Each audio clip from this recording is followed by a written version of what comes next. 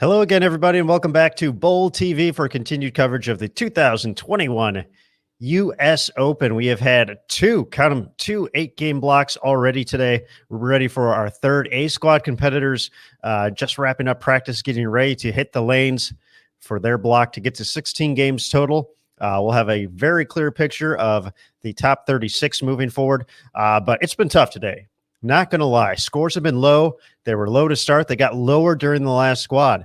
Right now, the high block on the day, just plus 147, courtesy of A.J. Johnson, making a big move today. That was on the morning squad. Second squad of the day, Brandon Novak, similar situation, making a big move. Went 133 over to put himself in position to make a run at the cut tomorrow. But this 40-foot flat condition has just has slowed down the scoring pace. I believe in the previous squad that we had just up on the lanes, only 6 of the 36 players were plus, averaging 200 or better over the course of their 8-game block. These are the best bowlers in the world, so that tells you just how incredibly difficult this pattern is. And from the reports that we've been hearing on site at the National Bowling Stadium in Reno, Nevada, the host, the ball reps, the chatter at the NBS is that they might just get a little tougher here. So we'll see what A-Squad has to offer. So we're going to go to the lanes here and start with the gentleman who made him look easy yesterday, plus 314 at Jacob Buttriff. So we'll take a look at the lanes here real quick, as Jacob's going to be joined by Andrew Suscriba and Chris Prather. So once again, 40-foot flat, 1-to-1, as tough as they come. We'll get a full rundown of the scores in just a second. We'll go full screen, and we'll welcome in some of the other Bowl TV team in just a little bit.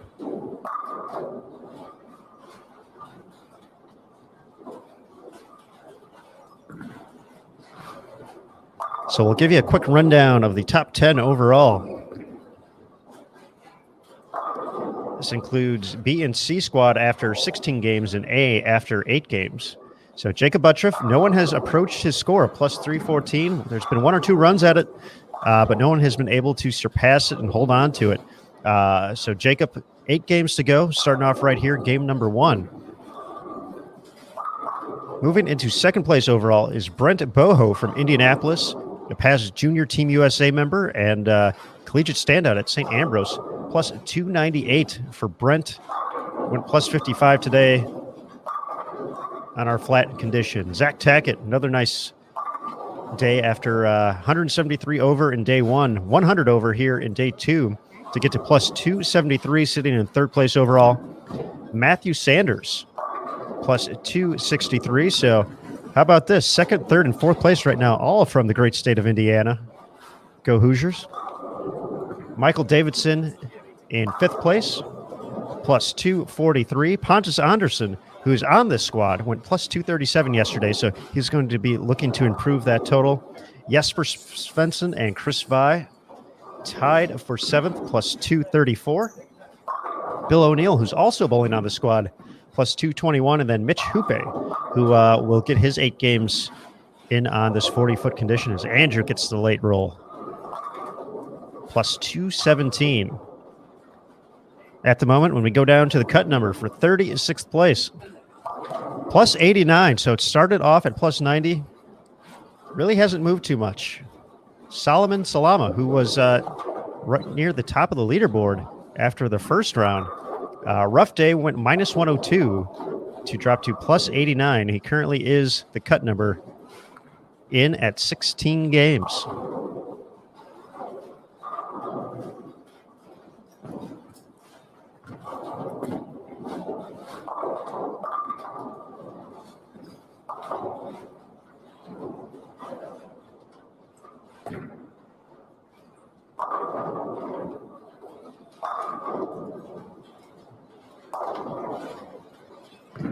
We saw multiple strategies throughout the course of these 2 rounds. We saw quite a few folks in the morning squad try to attack this pretty direct with urethane.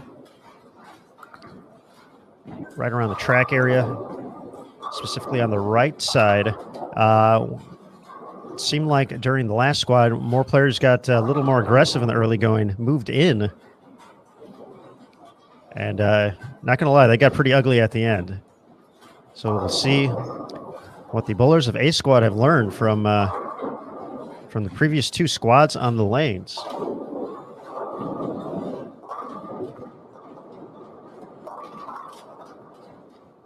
Their hopes of coming out of this round in good position and hopefully unscathed from pattern number 2 of 4 this week.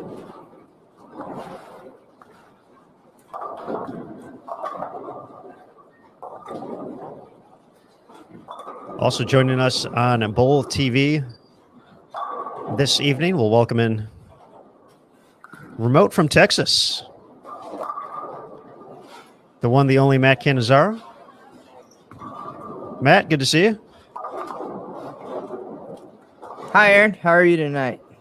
I'm doing all right. We're cruising along. We're focusing on spare shooting tonight. So you and I are both taking notes. Good coverage all day long today. I've been here looking on in the shadows and some great storytelling, and I'm sure there'll be a lot of chatter about the oil pattern and the scores and all that good stuff as the next 8 games unfold. We're also going to bring in Jason Thomas, who's been with us throughout the course of the day at the NBS. There he is. JT has been witness firsthand to essentially the carnage on the lane, especially that last squad. What do these 36 competitors have to look forward to? Hanging on by your fingernails and hoping you don't do what AJ Chapman did on our last squad. That's going to be a big one. Yes, folks. JT, I couldn't play it without you here. So thank you. We haven't started it yet. So we will find the opportunity to showcase that moment when the time presents itself. But we'll go full screen here, folks. This gentleman right here in the pink is the one I'm looking for to shoot 200 over tonight. I said at the beginning of the day someone was going to shoot 200 over for this block. This man right here is my pick. And if this man on the left shoots 200 over, we may just send everybody home, because it looks like he's got a pretty decent look right out of the gate.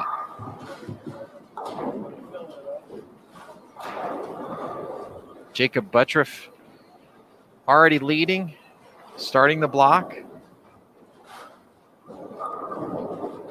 Currently that usually does not happen. No. Usually you've got ground to make up. Whereas Jacob, basically if he shoots even, will hold on to the lead, which is pretty crazy. But if he were to happen to have a good block today, he's going to have a big lead going into the final day of qualifying here at the U.S. Open. Once again, a man who's accustomed to big leads at the U.S. Open. 617 and 552 in 2017 and 2018 to earn the top spot for the stepladder finals in back-to-back years. For Jacob, though, 2 runner-up finishes to go with that. Rhino Page winning in 2017, Dom Barrett in 2018. But in looking ahead, we had the Masters last week, essentially 2 tournaments in one, 15 games of qualifying. All you want to do is get to the dance. Doesn't matter how. You want to be in the top 64. And then you start fresh. This week is all about accumulating as many pins as you can from round to round. And, of course, on that final 4th pattern, which starts in the Cashers round, we'll go through match play and onto the stepladder finals. Imperative to get comfortable and get your striking shoes on for that one.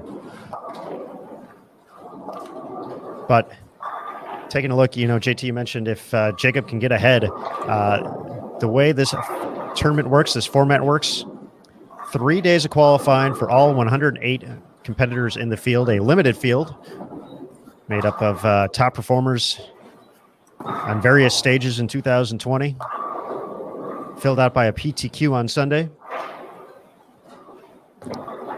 But 8 games a day, over 3 days, 24 qualifying games, takes the field from 108 down to 36. Those 36 players will return Friday. Bowl 8 more games will go to the top 24 for round-robin match play, and then 3 rounds, 8 games apiece once again, of round-robin match play. And in those matches, you can earn bonus pins, 30 for a win, 15 for a tie. You get nothing if you lose. So win those matches. They add up. And then at the end of it all, total pinfall plus bonus pins will determine our top 5 for Sunday's FS1 televised broadcast and stepladder finals of the U.S. Open.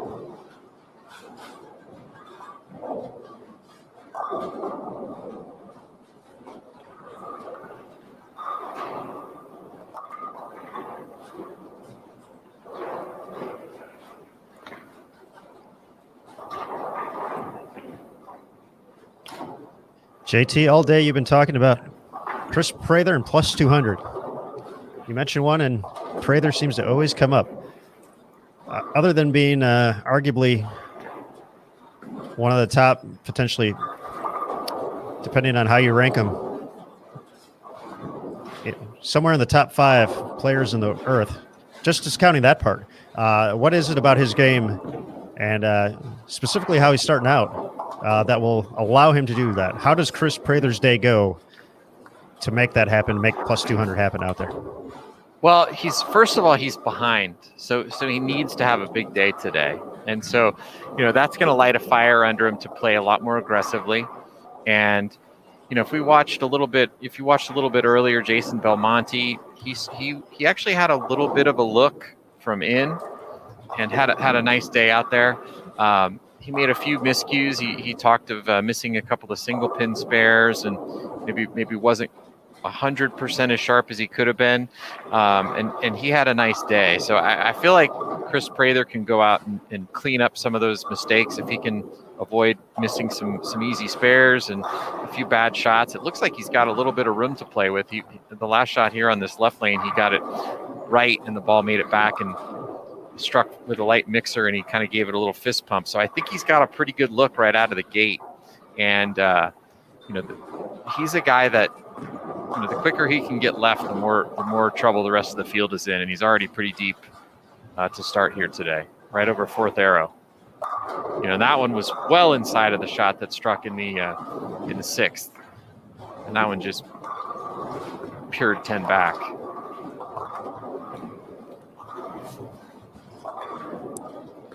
As we get underway, Thomas Larson, the Masters champ, after plus 8 yesterday, is looking to quickly add upon that. Can shoot 280 out of the gates over on 41 and 42. And if you're joining us for the first time here on Bull TV, first off, thank you. We appreciate it. We hope you have a good time and enjoy the Bull TV community. The chat always open. But multiple channels to choose from. So we essentially have all but from 39 to 72, outside of 43 and 44 when competitors hit that pair. All those lanes are available. If you're watching on a desktop or a laptop, if you see the chat, then it's below the video. You might have to scroll since we have so many channels live at the moment. Or if you are on a mobile device, top right-hand corner, you'll find a 4-box window pane. You can select that and go through the channel navigation. Also new for today, so if you've been watching the Masters and the U.S. Open the past couple of weeks, introducing something new here on Bull TV. So if you do have the chat open right now, you can see the chat. You see 4 little icons above it. The one to the right is essentially the page we get all of our information from. So that's a direct link to bowl.com. You can select all the links we're selecting to live scoring, to lane pairings, to oil patterns, to results, and more. So be sure to check it all out. Oh. Come on, baby. Oh. Come on. From way downtown.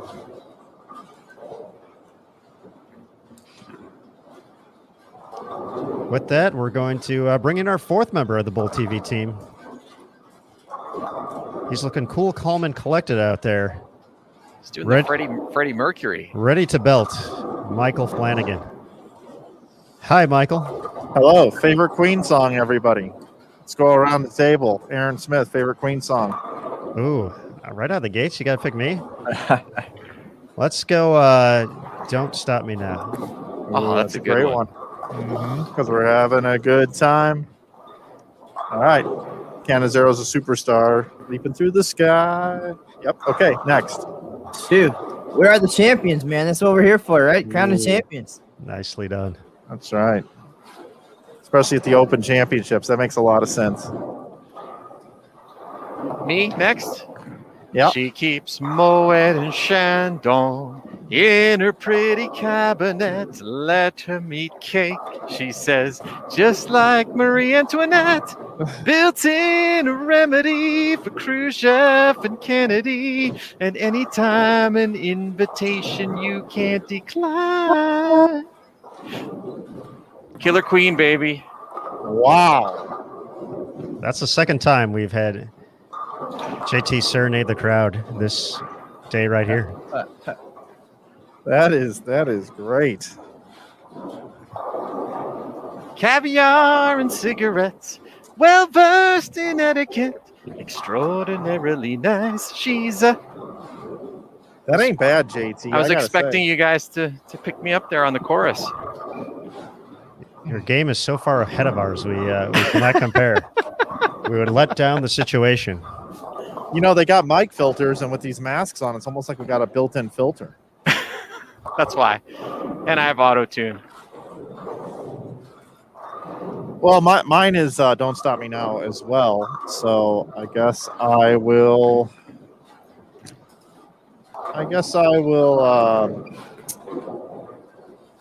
Show must go on. I'll go with show must go on. That's a good one. None of us took the layup. What's that one? Bohemian Rhapsody. Oh, that's a great song too. I can't sing that one as well though. That's the layup. No, especially- will rock you. Yeah, that's another good one. You know, we could actually do a nice music video. We could, you know, the music video for Bohemian Rhapsody had all 4 members, and we could put all 4 of us up on the screen. Hey, nothing will ever beat the Matt Lawson "Call Me Maybe" Team USA video. I'm sorry, we can never come close to that. I remember that one. I do remember. No offense to our video guys, just I don't think we can match that. Boy, that was a heck of a 220 from Chris Prather. I mean, yeah. I said, Mike, that I thought Chris Prather was our man to get to 200 over for the night, and also your plus 151. Mm-hmm. And man, he bowled a heck of a game, and all he got was 220.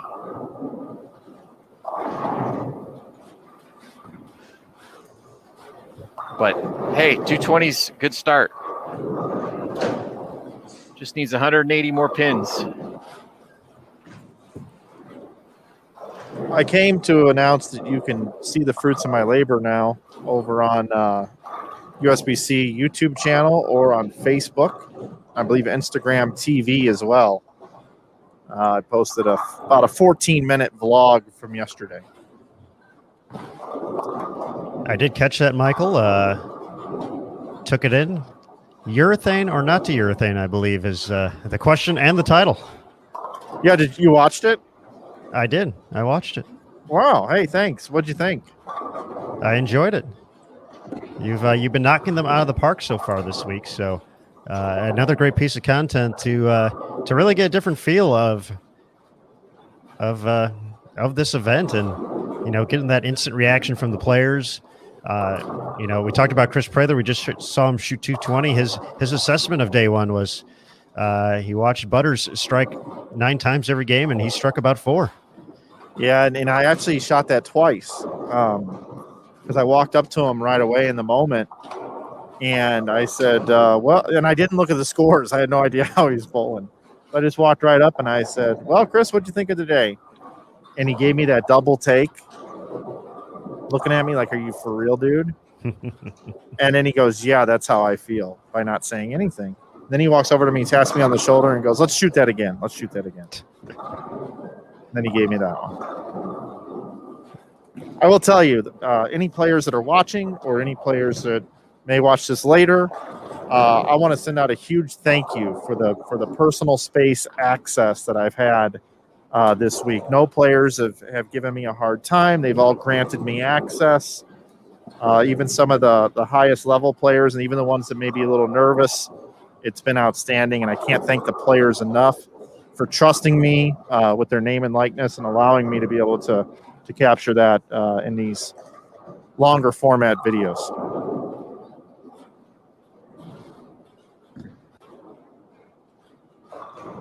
Although I don't think people would really mind just me talking the entire time because I'm that good at it. You are very compelling. I'll give you that.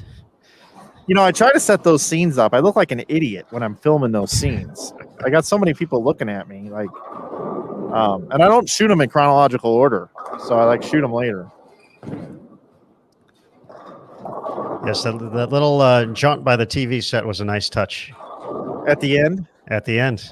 yeah, it's kind of eyeing that one up. I couldn't frame it real well to get the fox thing in there, so like my head's really towards the top of that frame until the very end when I zoom in for the Bowl TV subscription ask.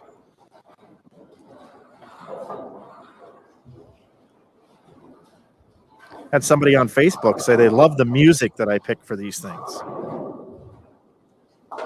The music. And here we are singing. Yeah. Taking a look at some scores around the house. Nolan White out of the gates on 31 and 32 at 249. Oh yeah, Nolan. You give yourself some. Give yourself some, Nolan. Thomas Larson 233. Oh yeah, old TL. Nick DeSaro going to be in the 220s. Tricky Nicky out there. Richie Teese 235. Matt Russo 222. William O'Neill 215. Oh yes, William. We saw Prather shoot 200. Butters 200 even. And Dino Castillo 201. There's a reason I'm starting with 200 to name scores because there's not very many of them. Makes that's a lot it. of sense. That's it.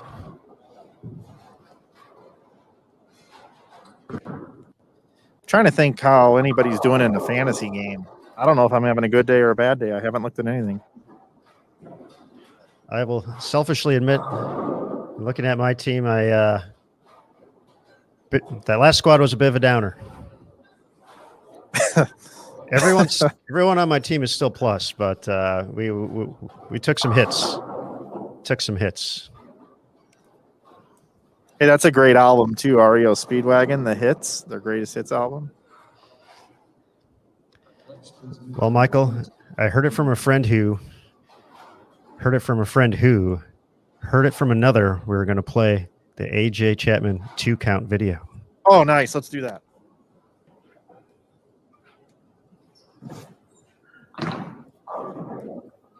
Ooh, Oh, the old 2-count. this has been a weird game for AJ up to this point, and it continues to get weirder.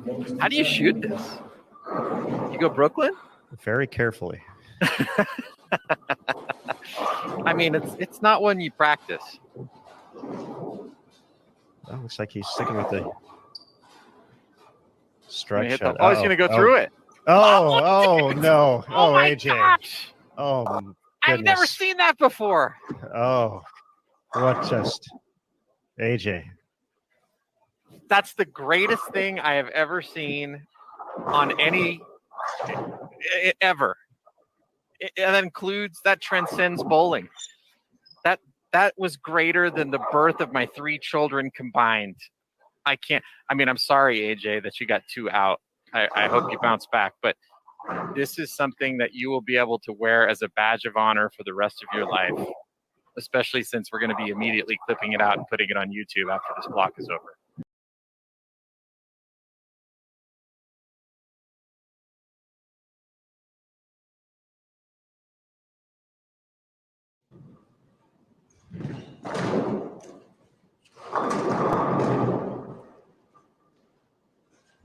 Are we supposed to talk about that now?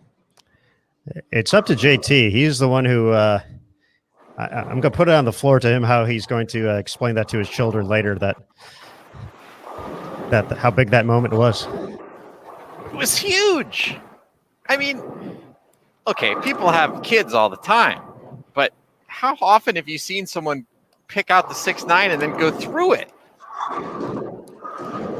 I've never seen it, ever. I've been bowling for 42 years, and I have never, ever, ever seen that.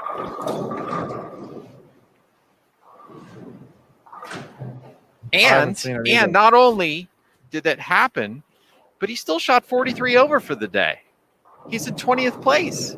So it didn't hurt him. And he's a legend. it's gonna. Hey, you're the guy that picked out the 6-9 and then threw it through the hole. Can I have your autograph? That might be the best oddity I've ever seen. That was amazing. He couldn't do that again if we let him bowl here in the stadium for the next month. It's almost impossible to do it on a house shot, too, by the way. Unless you've got a rev rate like Aaron Smith. Here we go. Here we go. We figured this out earlier, Mike. I don't know if you were listening when we figured out where all this stems from.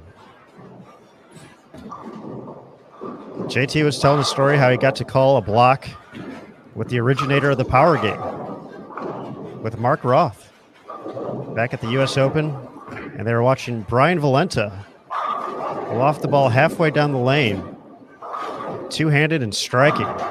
2.5 bounces, I believe. A skid and then a strike. And JT mentioned that, Mark was talking about that and being the next evolution of the game, and Mark was an evolution in the game. So my stance is I was just born in the wrong time. You put me in the 60s, the 70s, I fit right in. But I fell into this power game time. It's just not meant to be. Aaron Smith is the only modern-day bowler that uses asymmetrical bowling ball with a strong drilling on it with a very low grit of Aberlon and still plays fallback.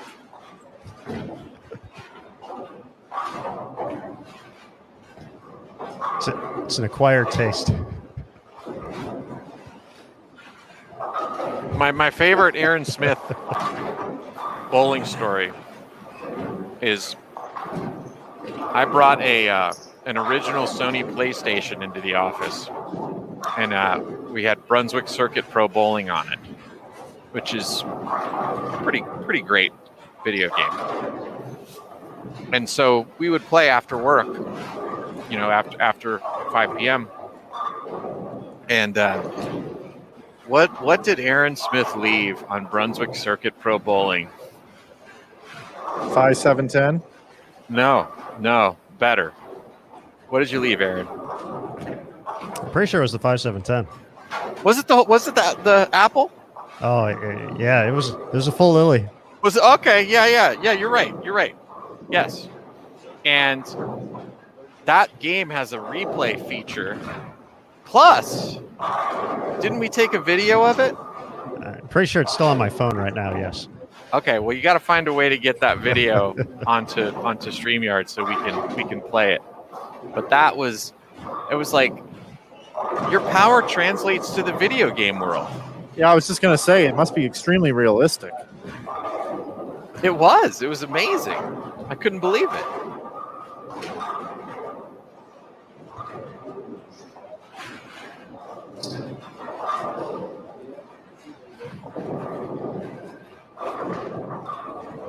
After our conversation last night, I did check to see if I had that because I felt this conversation might come up, and it is still living in my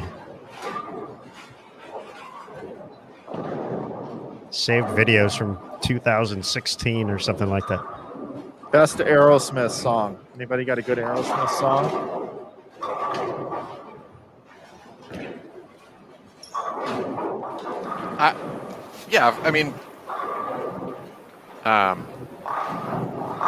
Dream On is the best Aerosmith song. I mean, it's really not up for debate. But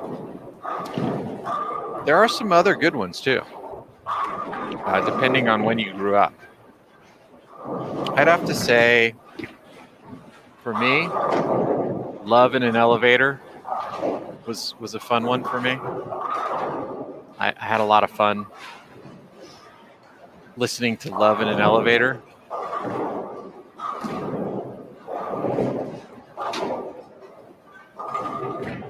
Never a circumstance of art imitating life for me, but I did enjoy the song.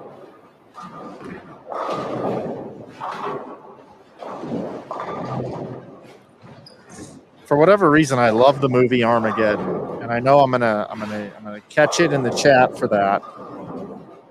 And I don't necessarily love the Aerosmith song. I don't want to miss a thing in that movie. But every time I hear that song, it makes me think of that movie and it puts me in a good mood. But I really like Living on the Edge.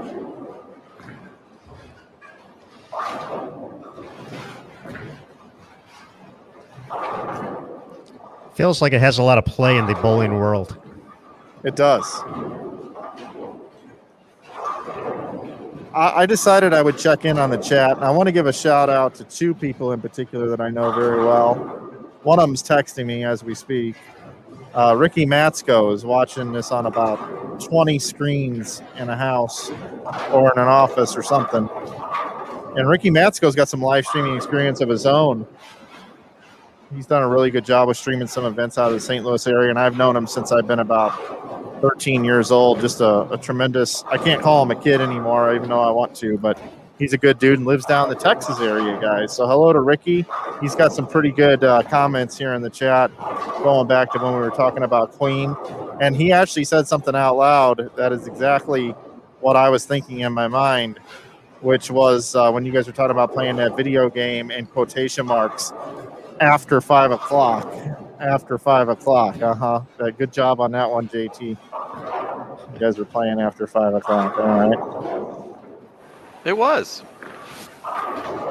Yeah, right, and Tracy said the same thing, after work in quotation marks. And of course, a shout out to Joe Engelkiss as well. I saw your comment about our Japanese producer thing.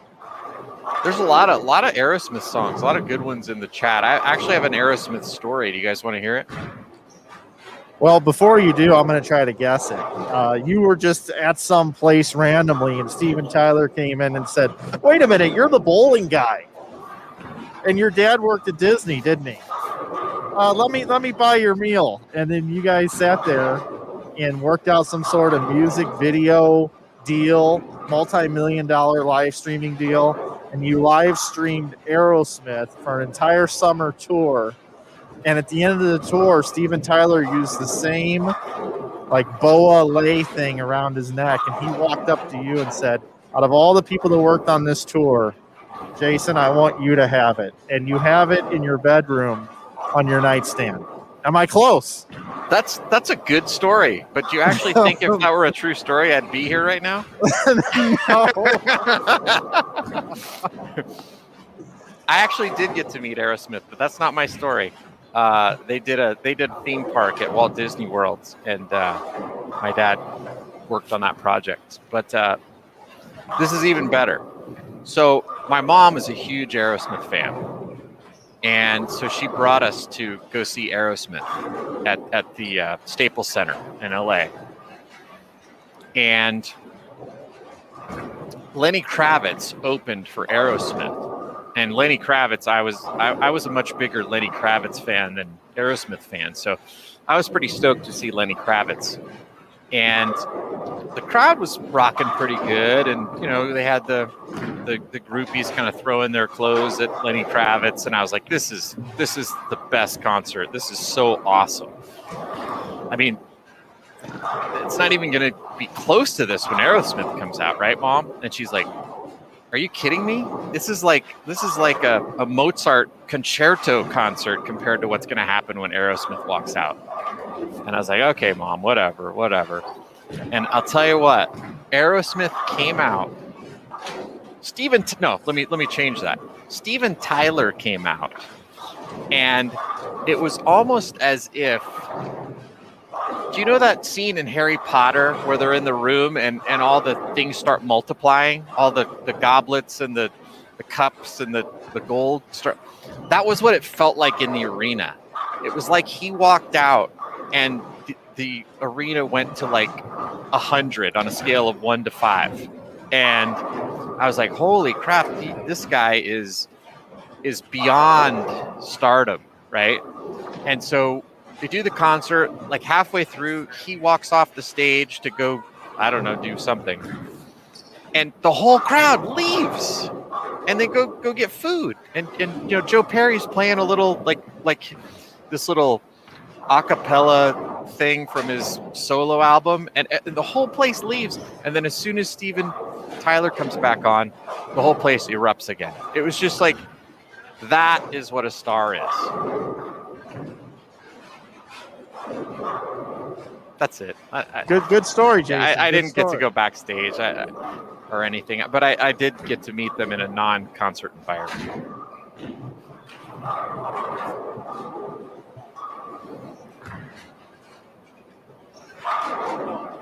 I want to give a shout out to my main man, John Brocklin, also hanging out tonight.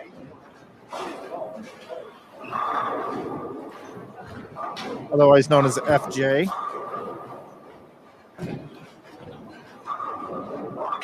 Sean Rash is someone I'm watching closely tonight, guys, because he's on my team and need him to do well. Off to a little bit of not a terrible start, but 190 his first game. So come on, Sean, let's get on the horse here. All right, guys, I'm going to throw out some random things about tomorrow to kind of tease tomorrow's broadcast. And, those of you that are watching on Bull TV and you want to chime in the chat here, I would love to get your take on some of these things. So the first one I want to throw out is tomorrow on pattern number 3, the over-under for amount of 300 games tomorrow. I am going to set at a half. 1/2. Would you take over or under tomorrow on 300 games? So let's figure out how many games there are. Somebody smarter than me figured this out. 108 times 8, that's 864. 864 games tomorrow. I'm setting the total at a half. You taking over or under? Let's see it in the chat. We'll go around the room. Aaron Smith, over or under? We're getting on the board. Over. Over. Maddie? Over. Hold on a second. I got to call my camera. And Yeah, you gotta revise your line, I think. Got to work tomorrow. No. Oh, I like the line. You like it? at a Like it half. a half? Okay. Get you charged up. The reason I say over and so easily is because after bowling on this today, Yeah. they're gonna think tomorrow's league. And if Tim Foy is one of the guys with the front 8 or 9, just let the kid have it already, Mike. then we all win. Yeah, I've actually, you just outed me on something. You see, we got it. We got the eye in the sky, keeping an eye on how many videos I'm cranking out of here this week. And if I do miss a 300 at any point in time, I have perfectly executed my excuse on Bull TV. Oh, I didn't go film it because I didn't want the guy to not get it. And that's my perfect out for not filming it and doing my job. Do you want the 300 or not?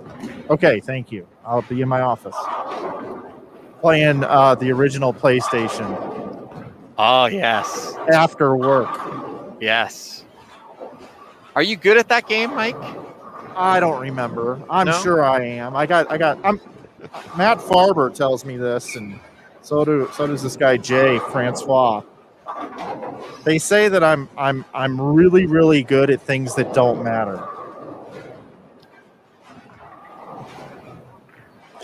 That's cold. No, I appreciate it, actually. I like it. Go-karts, mini golf. I tried to get Barnes to take me on to some mini golf.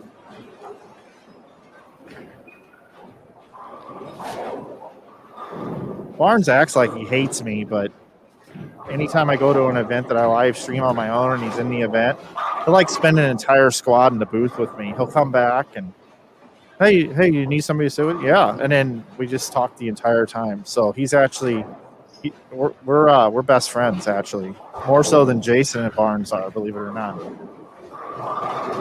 I just don't publicly say it over and over again and play favoritism. Todd told me in the chat here that I was on fire tonight a little while ago, so I'm like taking it to heart and I'm trying to just keep bringing it. Just trying to bring the personality out of everybody here. Welcome to Hazing TV. I love working with you guys. You know, another good friend of mine says, you know, just think if I didn't like you, I wouldn't say anything to you. We'd just be sitting here doing things like this. All right, and the ball is down the lane, somewhere around the second arrow for a strike. Beautiful ball thrown.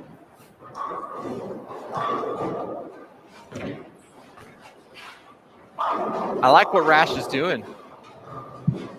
High hard one. Oh. Yeah, he's like, dude, can you just keep it quiet for a second, Jason? I'm trying to bowl here.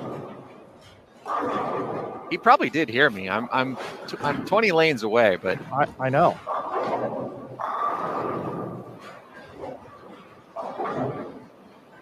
Quick score update around the house. Thomas Larson plus 75 for 2 today.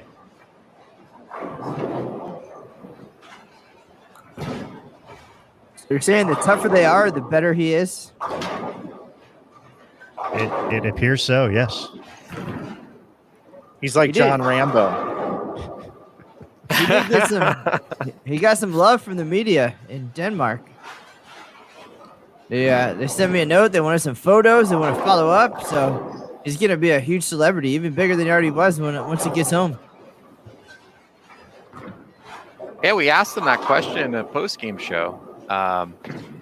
And you know, he had a great answer just about how it could be a situation where, you know, there ends up being more funding for the national team and just a lot more notoriety for the sport. And, you know, when you don't live in those countries, you kind of underestimate the impact sometimes of what, you know, accomplishments like that can have. It's pretty cool. Well, I mean, we know from some of the international events, as you said, the impact that it has in certain places, you know, what bowling means in places like Malaysia and Singapore. But Thomas said that there's probably about 100 people who bowl at their local center. And they're really trying to build bowling in the sport and coaching and youth bowling and the whole deal and being successful and being proof that whatever you're doing works certainly will help. So looking forward to maybe catching up again next year as he's the defending champion to see what the impacts ended up being once he got home. Yeah, guys, I talked to Thomas earlier in the week as well, and he said, you know, I've paid my dues time after time. And then he said, none of these guys wanted to even talk to me before I won, and now all of a sudden everybody's bugging me. Yeah, and then he said, you know, I've done my sentence, but I've committed no crime. And then he said, you know, bad mistakes, I've made a few.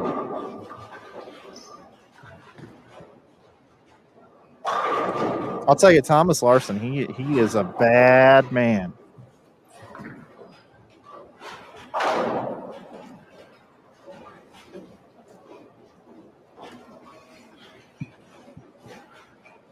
Okay, so I got one more over under, and then I got to leave, and then I'll come back with some more, everybody in the chat, if you want to keep playing this game. If you don't want to play the game, just type in 4 letters in all caps in the chat and type in STOP. That's stop, and we won't play this game anymore. But if you want to keep playing the game, I'm going to give you one more right now, and then if we don't get any stops, then I'll come back and do some more in a little bit. I'll do another set for you. Another set. Okay. All right. So here we go. All right. Thomas Larson's finishing position this week. Over or under 11th. So over would be 12th or more. Under would be 10th or better. So Thomas Larson's finishing position this week. Over or under 11.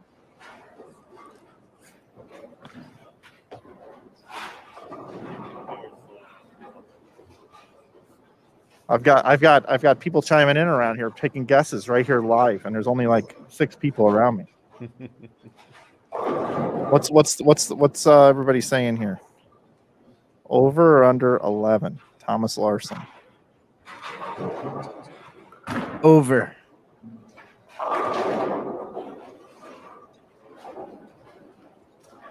Bradley's trying to be nice, over but inside the top 20. You know, he's got to add a little extra to it here. Wow, look at you guys giving him no respect. Well, I mean, if it's 12th, that's still a pretty good week, right? But it's still over.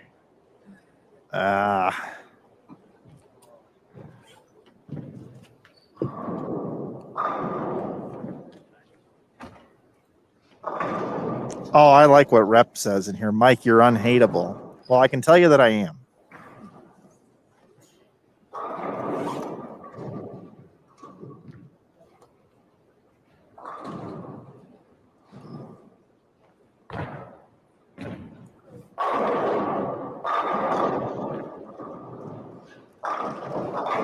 Okay, it looks like the people want me to come back for another set here in a little bit. I'll go get some new material. Let's go, People Bowl TV. We like it.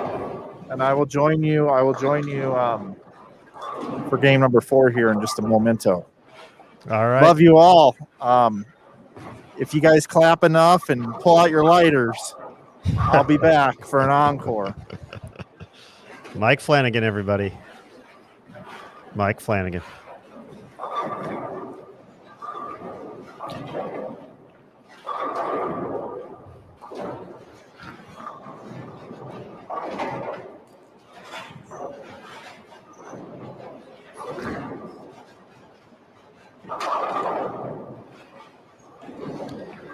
I mentioned Nolan White having a nice day so far. He's bowling with Perry Crowell and Anthony Lavery Spar. Let's take a look at those guys over on 41 and 42 for just a sec.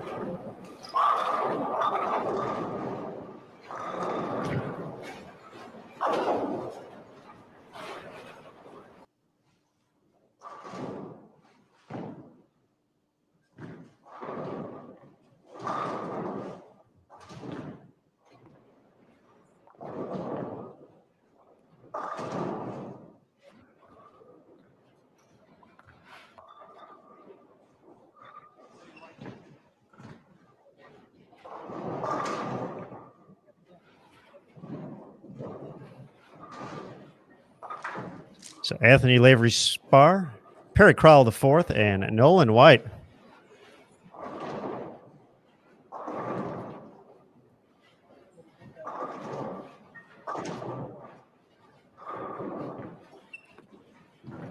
Nolan plus 69 so far in his 2 games. Perry plus 42 here in the early going. On the right side of plus 100. Nolan trying to make his way there.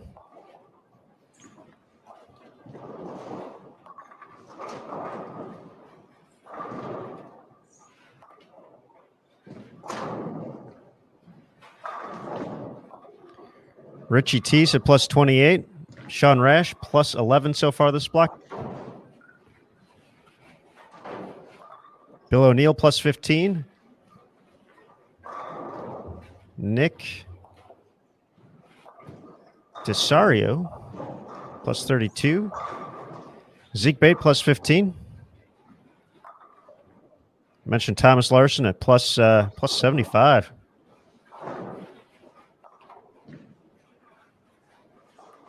Norm Duke plus 10. Jacob is 35 over.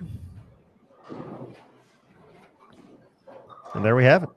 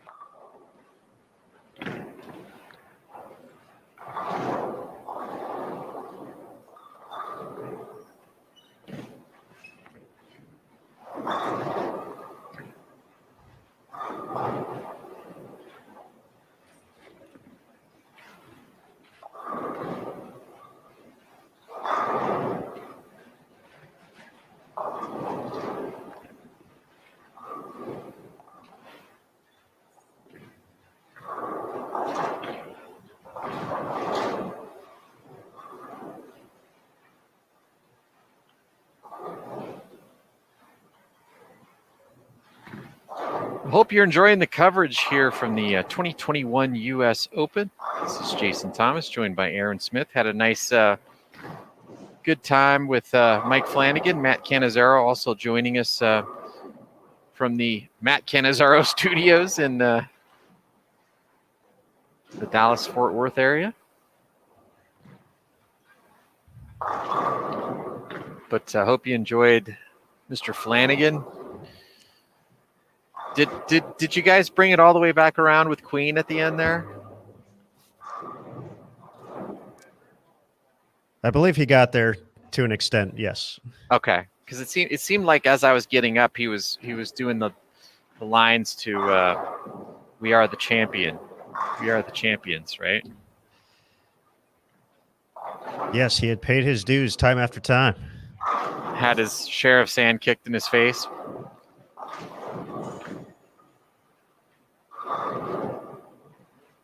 That he did. Good times, though, indeed. The Mike Flanagan Power Hour. I think we should call it that from now on. Yeah. Bringing a bolt of energy to the broadcast. Speaking of bolts of energy, Bill O'Neill, plus 236. 15. Oh, go ahead, Aaron. 15 over for the squad right now. 215, 2-0. This So guy far. knows how to win a U.S. Open.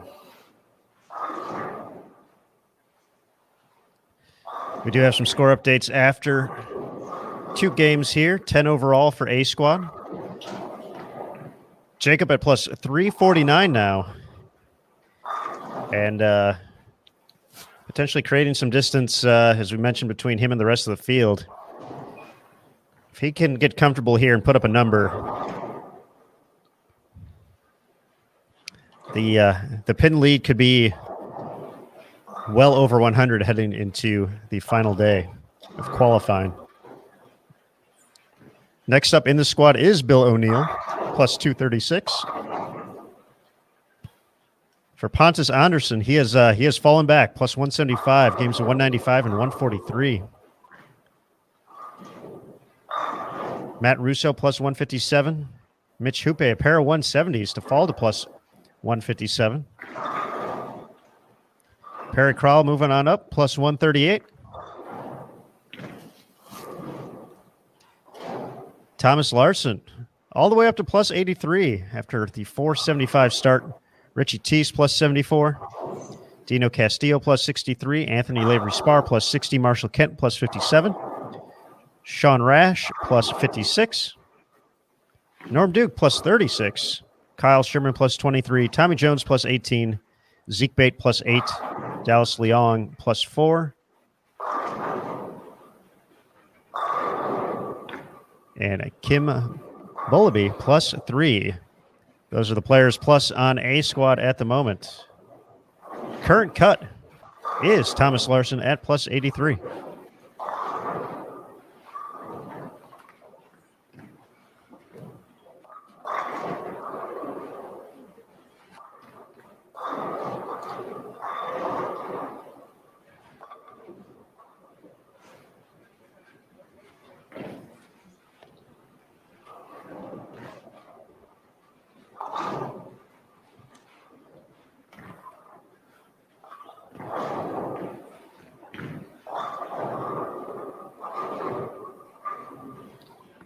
Some chatter about Jillian, and she is putting together a real nice game here. Got struck on 7 out of her first 8 shots.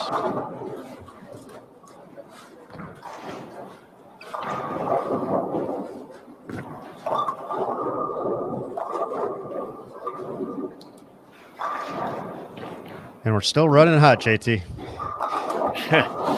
Yeah, not her best shot there, but still could shoot a big 254 with the spare and a couple of free strikes in the 10th.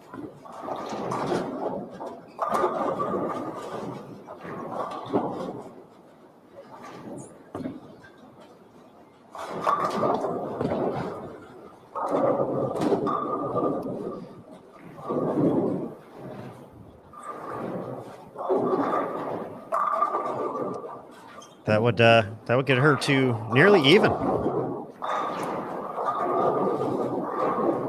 And making her move.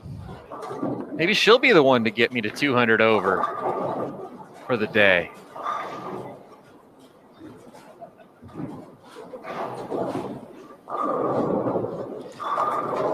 Prather's going to need to regroup to get there, JT. He's had saw that. He has stumbled a little bit after the nice start. Still get to 194 this game, but it's going to be minus for the block through 3.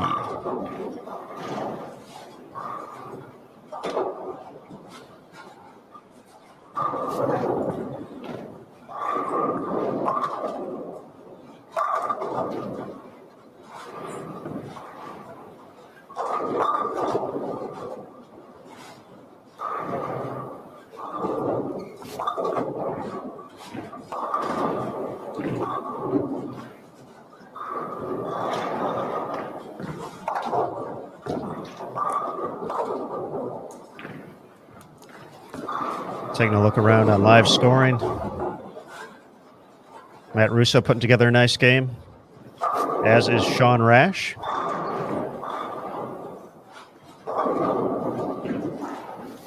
Zach Wilkins can get into the 230s.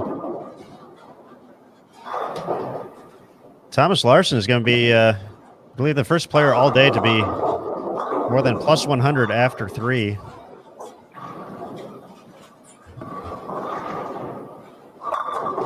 Going to get to 706 out of the gates. Still a chance to get to that 200 number, Aaron Smith. But he's not on your team, so. Well, that's true, but I'll still take it. It's in play. Yes.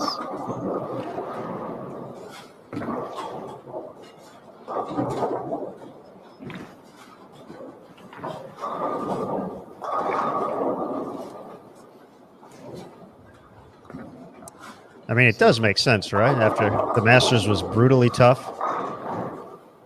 And Thomas just cruised, putting up big number after big number.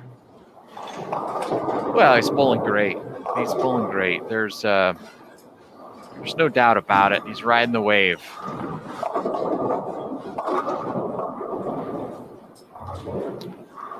And Jillian, unhappy with that first shot in the 10th, leaves the 210.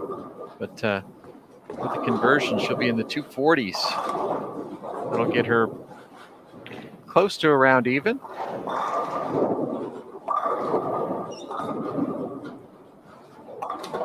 And just misses. So 231 for Jillian Martin. That'll put her at minus 28.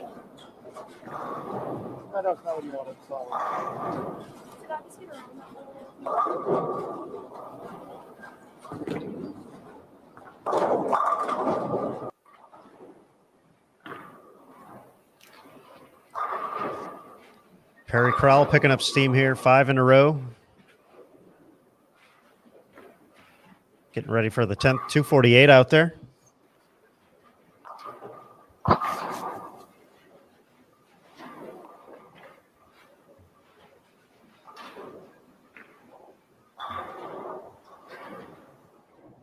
Affectionately known as Uncle Perry in the Bull TV circle.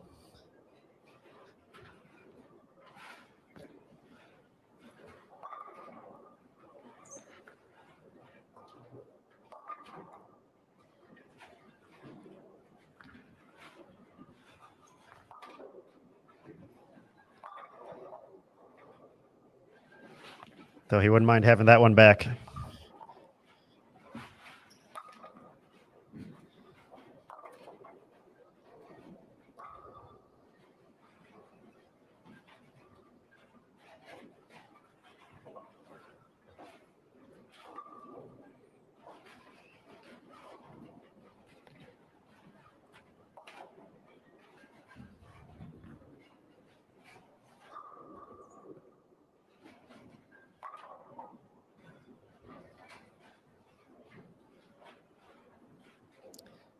.226 still out there. Should move into the plus 160 range.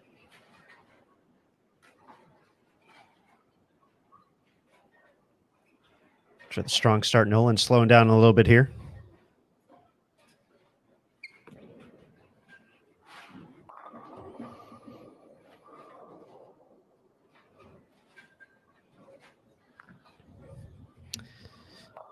Prather did save 194, so he's at minus 31 for the day.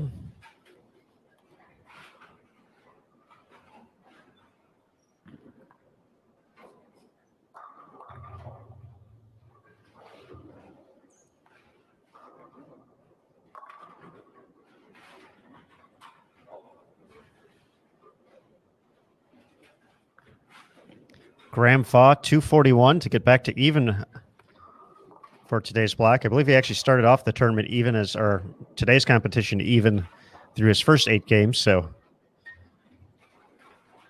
averaging 200 the hard way.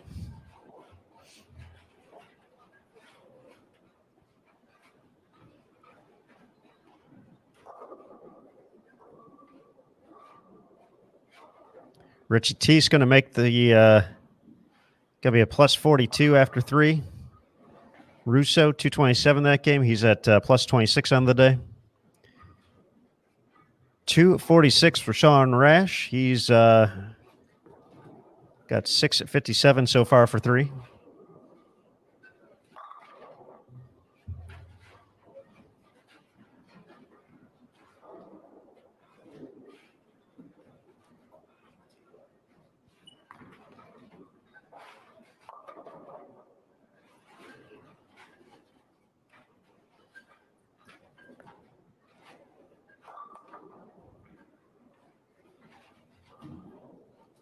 For game 4, Thomas Larson is going to be on 59 and 60. So we're going to head over there to check that out. It's been on cruise control so far here through the first 3 games. So we wrap this up. Take a look at the Bull TV schedule, folks, for the rest of the U.S. Open.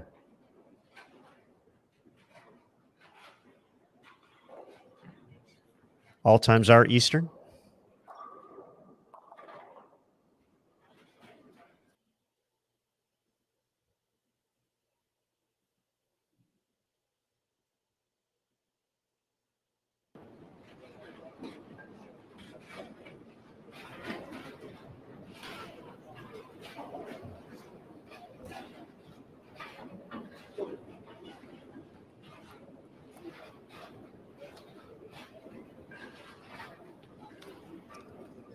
Cameras will be getting switched up in a minute here as athletes get ready to move to their next pair.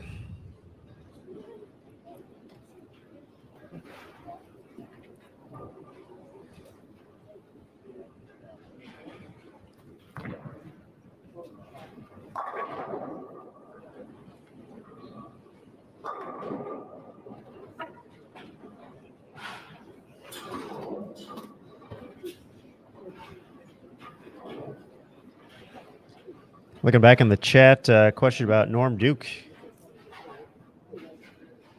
specifically for today.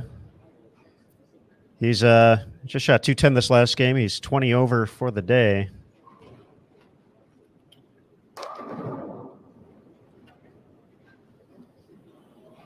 So he's going to be 46 over for the event so far.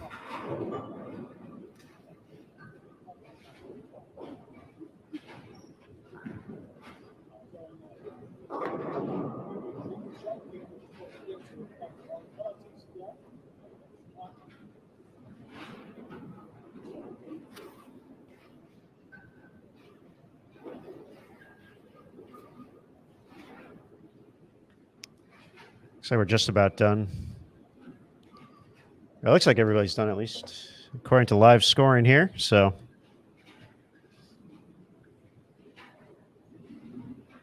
once again, live scoring accessible. If you're in the chat right now on bulltv.com,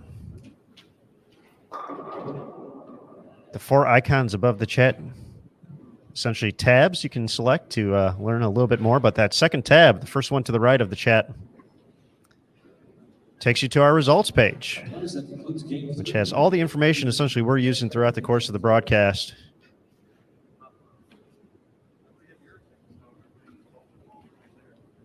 Live scoring, results, oil patterns, lane pairings, and more. Even the daily schedule. As we start game 4, Thomas Larson, the Masters champion.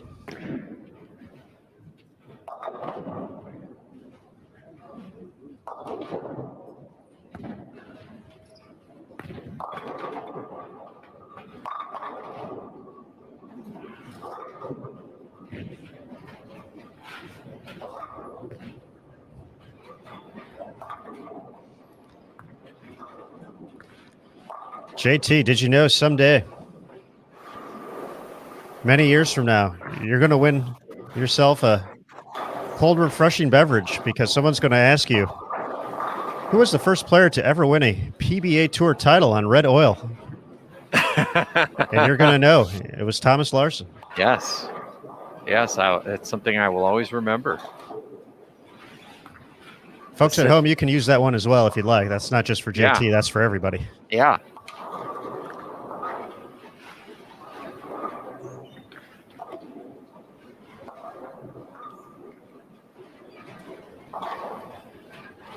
Thomas joined by Graham Fa and Josh Zimmerman.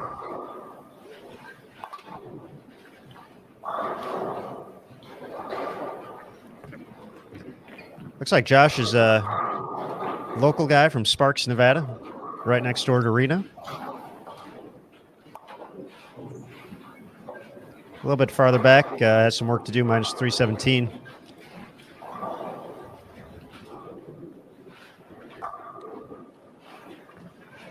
JT, would you call being even at the moment through the U.S. Open or any tournament as being in bowling limbo? Do you mean just like even at this point in the tournament? Just having nothing up there. You're zero. You're not plus, you're not minus, you're even. I mean, at this point, I'd be happy with it. You know, sure. But yeah, I even. think so. Why not? 0. Either that or, sync isn't working properly. No, he's actually at dead even. He was even after day 1, and he shot 600 for his first 3. That's kind of funny. It's like he's pacing.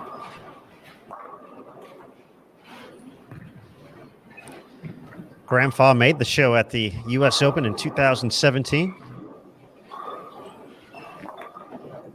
That event won by Rhino Page, defeating Jacob Buttriff in the title match.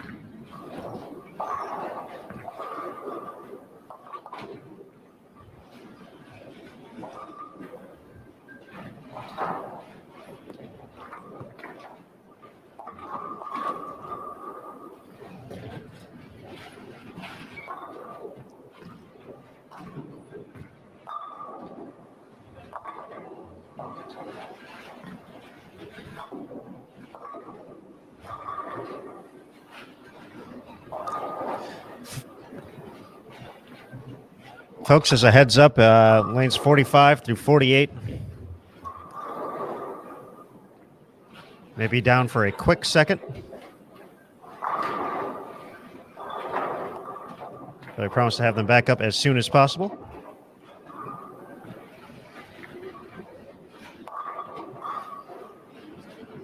Game 4 of 8. A squad competitors in round 2 of qualifying at the 2021 U.S. Open.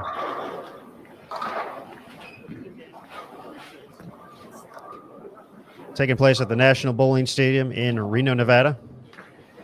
I'm Aaron Smith, joined by Mike Flanagan of Inside Bowling, Matt Cannizzaro, and Jason Thomas.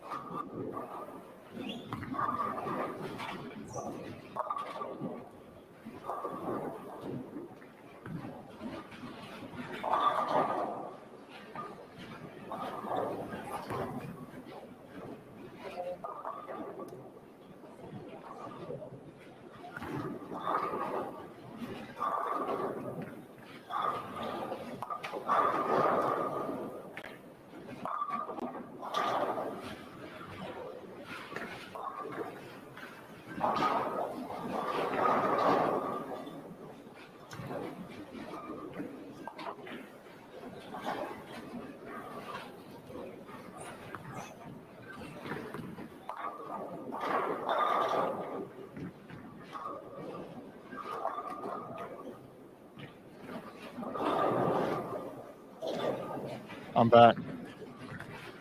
You promised game 4, Michael. Yeah, it's game 4. Yeah, I'm here to clean a few things up here. I've been looking at the chat.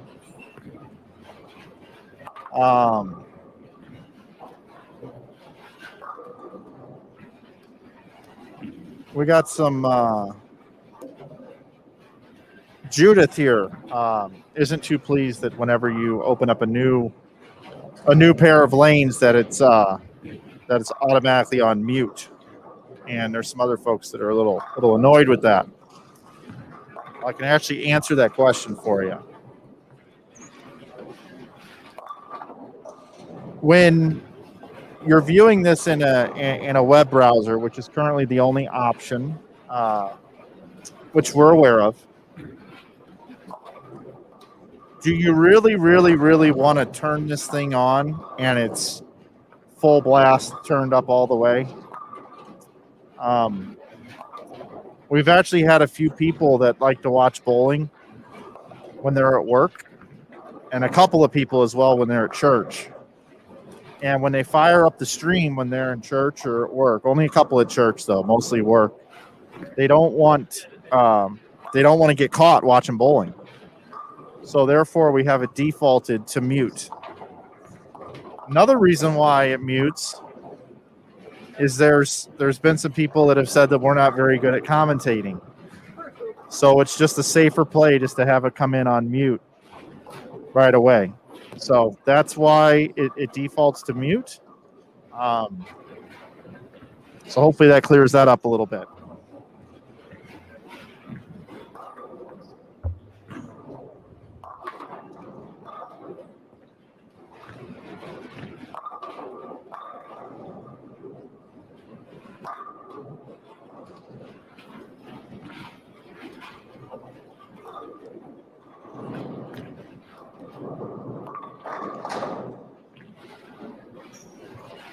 I want to give a shout out and a happy birthday to Rep 2327. Yesterday was JT's birthday. Happy belated to JT as well.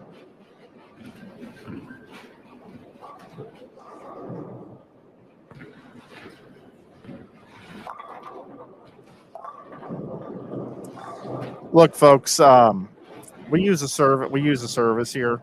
We use a third-party provider service. The United States Bowling Congress has not hired in an entire team to create a streaming service and do all of that. It's a third-party partner, and when you go to select a partner, there's going to be pros and cons when you do that. One of the pros that I like to talk about is that we have a chat, right? So that's cool. So here's a question for you. If the click to unmute button was gone, but there was no chat, would that be better or worse? Right? So look, I work with these folks. I'm an independent contractor helping this week. I'm just trying to be an innocent bystander here. On some of these things in here that you guys are talking about, it's great that you're saying it because they make a list. Aaron Smith makes a list, and in his Bowl TV meetings, he brings it up and says, hey, here's some of the things that the people would like to see changed. And then it gets passed on to the third-party provider. The third-party provider is doing very well, by the way. They provide the same streaming service for some very high-end entertainers. And they use the exact same thing that we do here. So I'm sure the millions of people that tune in to pay to watch a concert streamed online probably have some of the same concerns that you guys do. And I think this service will continue to get better and better. But there's a little peek behind the curtain there at this technological stuff here.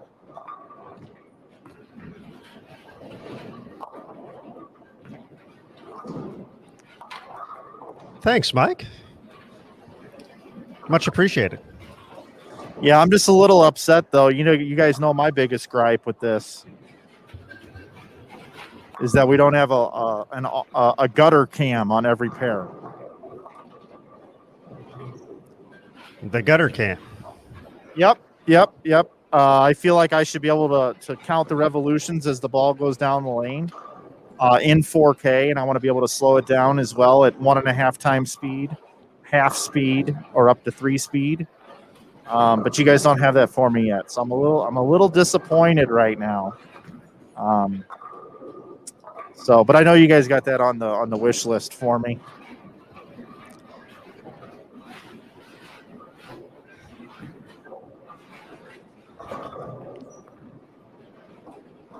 You know what would be cool is what if there was an underlane ball return cam that was infrared, like a night vision camera? I actually bet people would watch that. Oh, what bear are you watching today? Oh, I'm watching the underlane on 47 and 48. Waiting to see how much surface is on Perry Crowell's ball. And if you pause it just right, you can really get a look at the ball. So when you find the layout as well? Oh, absolutely. Yeah. You could also be the bowling ball police and make sure there's no weight holes in there.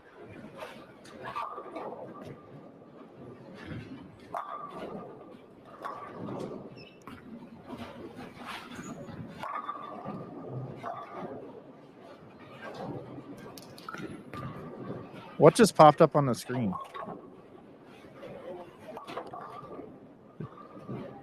It's a lower third overlay, which I didn't know existed on StreamYard until a couple days ago, but it's been part of Bowl TV for a while that says scores after game 3. Oh, yeah. Give them to me. Let's go. Continuing to lead, plus 328, Jacob Buttriff. This will be A squad only. Bill O'Neill, plus 235. Matt Russo, plus 184. Mitch Hoope, plus 176. Pontus Anderson, plus 172. Perry Crowell, now that you know, he's plus 160. Thomas Larson, that big start, 706 plus 114. Sean Rash, plus 102. Richie Teese, plus 88. Marshall Kent, plus 67. Dino Castillo, plus 54. Norm Duke, plus 46. Tommy Jones, plus 19. And then Graham Faw on our featured pair is exactly even. 200.00 average through his first 11 games.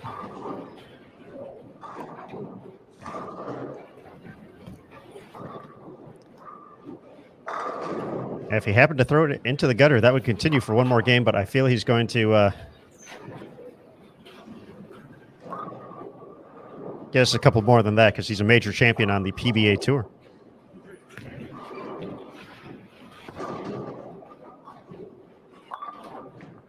JT will have 45 and 8, 45 through 48 up before you know it. He's I'm watching him work right now. He's working diligently.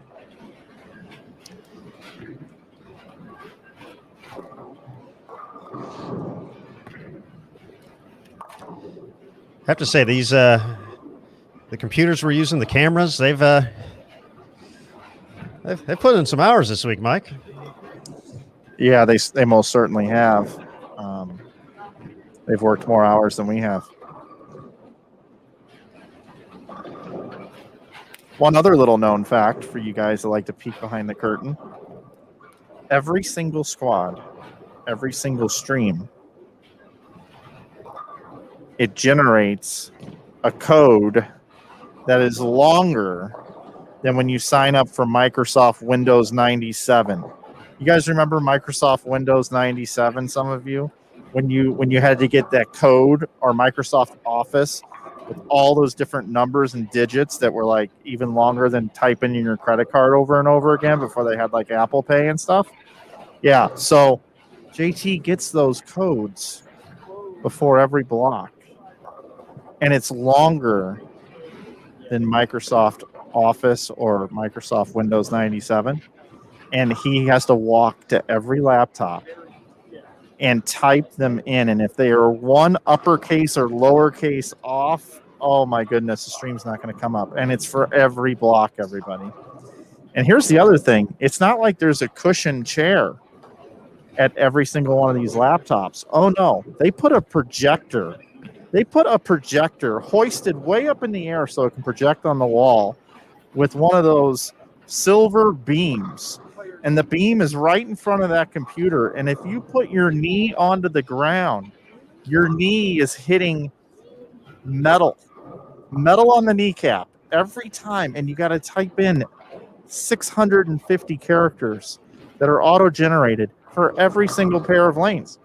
So when this pair went down just now, JT got a new code. And he was over there typing it in to get it back up for you. Just some of the small little things. So when you guys have your complaints about, how come you got to unclick the mute button? JT's like, how come I got to type in 674 characters that are auto-generated upper and lowercase that I got to write down on a piece of paper and take over there because you can't copy and paste them because they're auto-generated on another machine. Yeah. We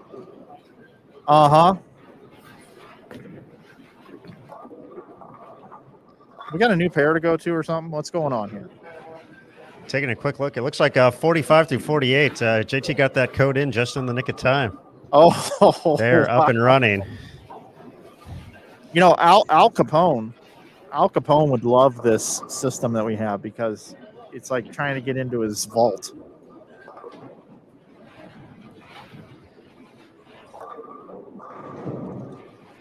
Well, we'll go full screen for a quick moment with us. Don't mind us, everybody, as we switch up pairs here. So there's Michael, ready to go, doing his thing. We got top frame. Yeah, who do we have? The real deal, Bill O'Neill. Boy, that plays up perfectly right now for me because that was going to be my next observation I was going to talk about. You know, on tour, when you talk about players, if I said, "Hey, how's Mike bowling?" Who do you think of?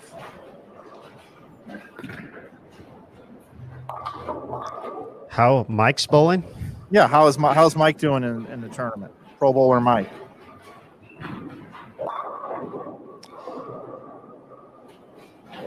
You got a bunch of them. I secretly hope it's Albee, but it's a pretty common name, Mike. Right? How about Sean? What if you said, "Hey, how is Sean bowling in the tournament?" It's pretty confusing. There's a lot of Seans, right? Well, do you know that there's a really, really common name in bowling, and there's only one, and there's only been one for quite a while now. So when you say his name, people know exactly who you're talking about. But it is one of the most common names ever, and it's Bill. There is only one Bill on tour. How about that? Little known fact of the day. It's the most bizarre thing in the world. Because if I say, hey guys, Bill just had 230, everybody in the chat knows exactly who I'm talking about.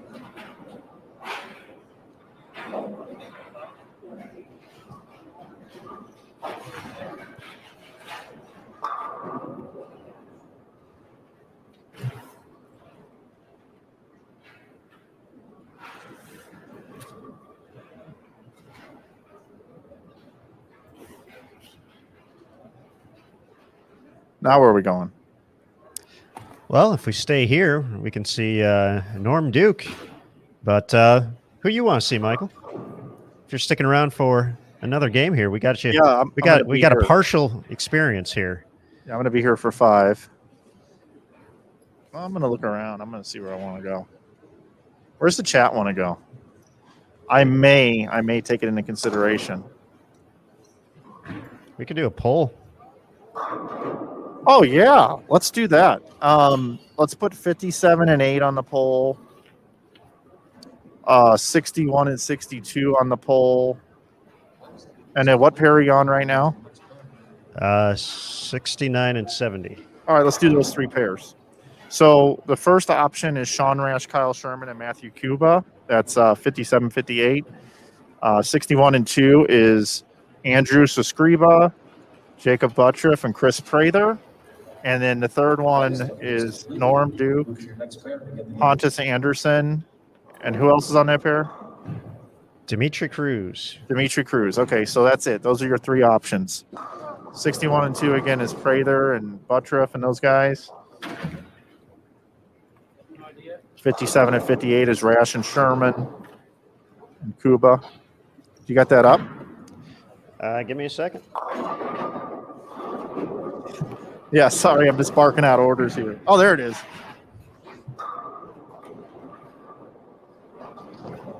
This will be fun. I guess I need to vote just to see.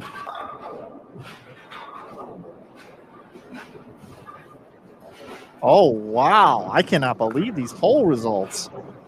Oh, it's changing rapidly. Wow, Rash and Sherman jumped out to a huge lead.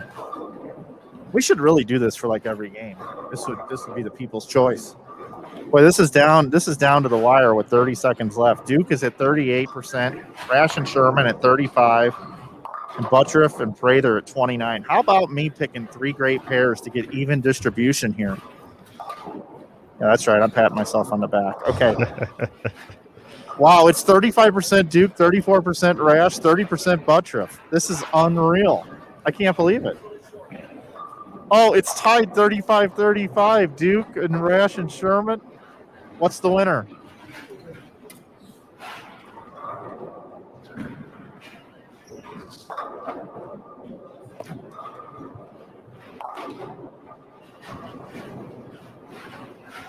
Oh, look at this. Duke 34 to 33 to 33. That is unbelievable. How about that? Unbelievable. Well, it's a good thing you can watch all three and pick your own pair. Wow. That might be just as odd as AJ Chapman's picking the what was it? 6'8" twice? 6'9", 6'9". 6'8" would be really hard.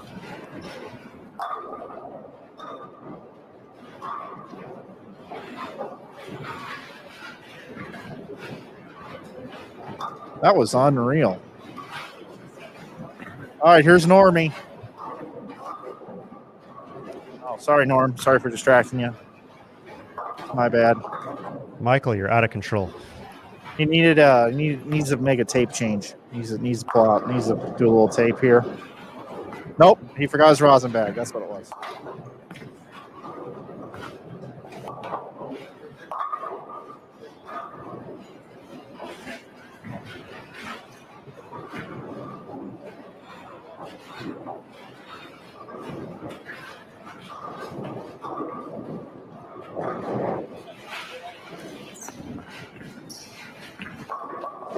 The time is now officially 10:30 on the East Coast. I'd like to welcome everybody into Bowl TV After Dark here at the U.S. Open. My name is Mike Flanagan. I'm joined by Aaron Smith, Matt Cannizzaro every once in a while, and JT when everything's working okay here.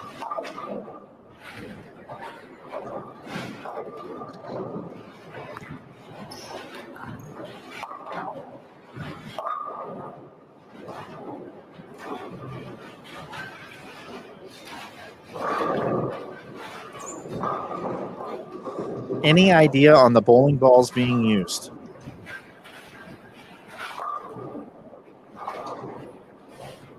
I think it's pretty safe to say about 50% of the field is using urethane. Maybe more. Minimum.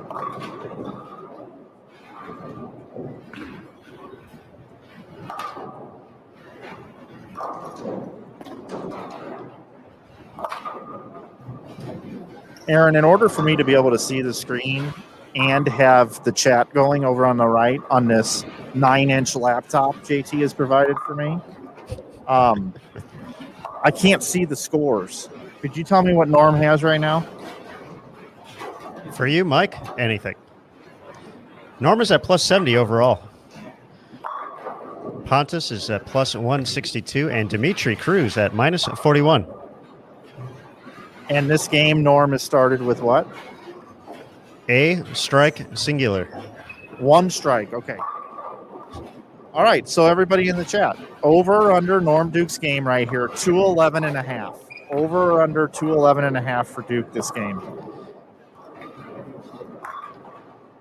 Mike, I'm going to go out on a limb, say that was a... been seeing a lot of Zens going down the lane lately.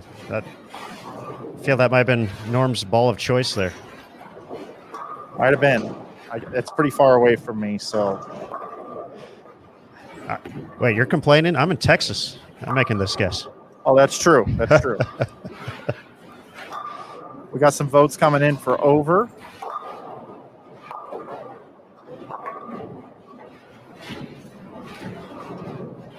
Thomas says way over. Oh, Jeff Myers, he's got to spoil the party. He says under. And he says because he wants him to go over. If he says under, he'll go over. Reverse psychology. Yep.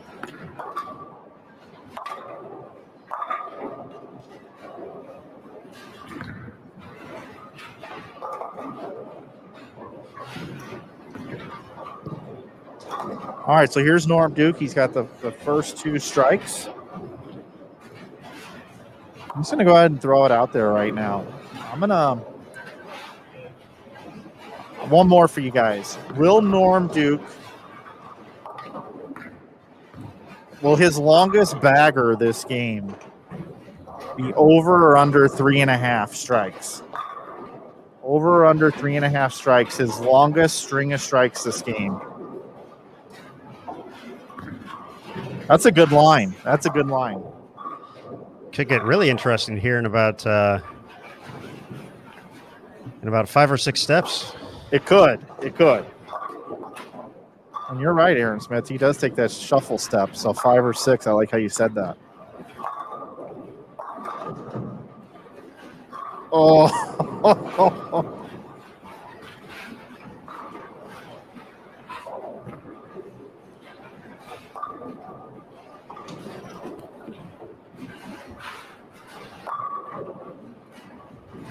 What is Pontus at again? I know you said it. I wasn't paying as good attention as I should.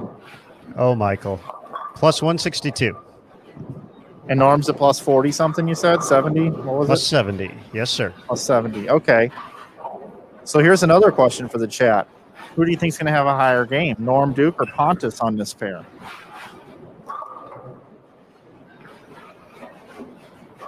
But judging by the scoreboard, it should be a slam dunk Pontus, right?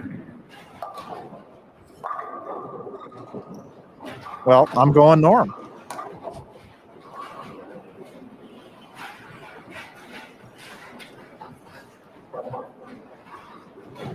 Anybody dare me to go down and ask Norm if he inhales or exhales on his 3rd step?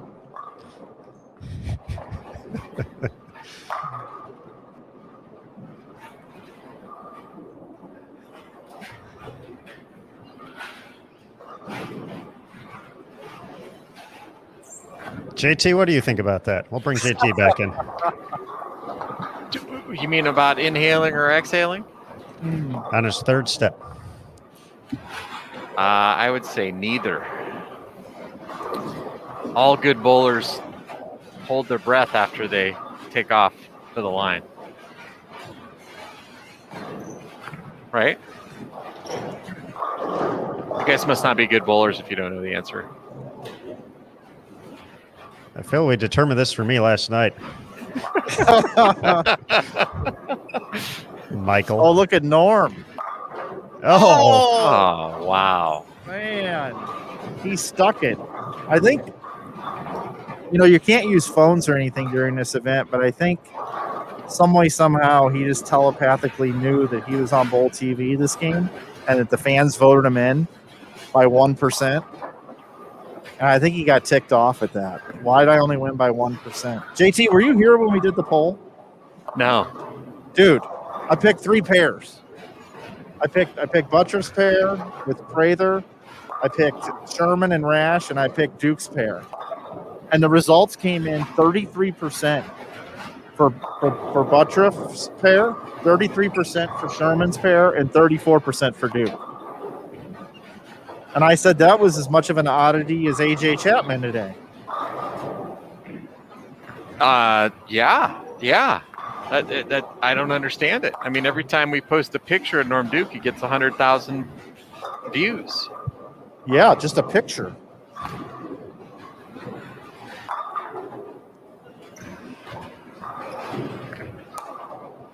before Norm comes up here for the next frame, we do have a score update. Okay. Buttroff continuing to lead. Once again, just running through A squad bowlers at the moment, plus 311. So he's now minus on the day.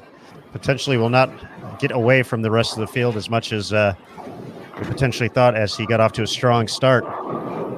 Mitch Hoope, plus 210. Bill O'Neill, plus 209.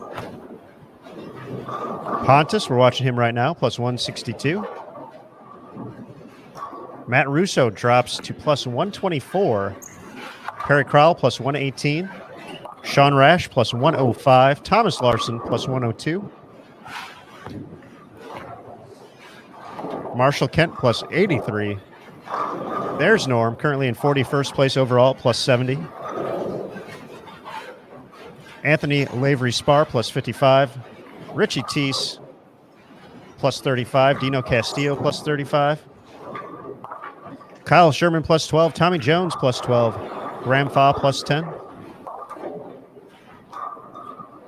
And that's it for plus.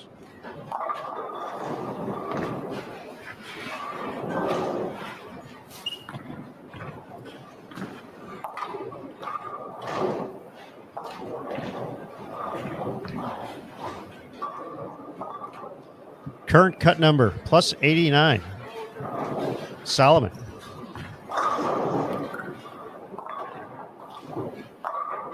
What is it? Plus 89. Current cut number. That's a pretty big number for the U.S. Open. It started at plus 90 today.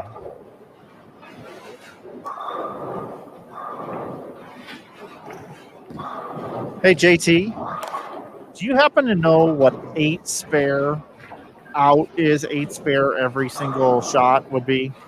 Depends on what you get on your fill, but if you get eight, it's 180. So Aaron Smith so far, if he was bowling this event and he was 10 games in, he'd be 200 under. Is that right? Because he'd leave the 4 or 5 every shot and pick it.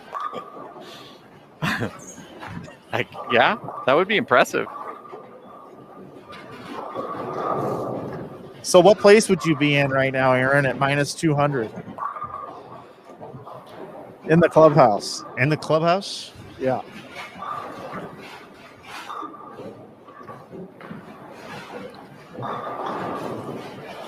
'90th place. Yep. Aaron Smith is in 90th.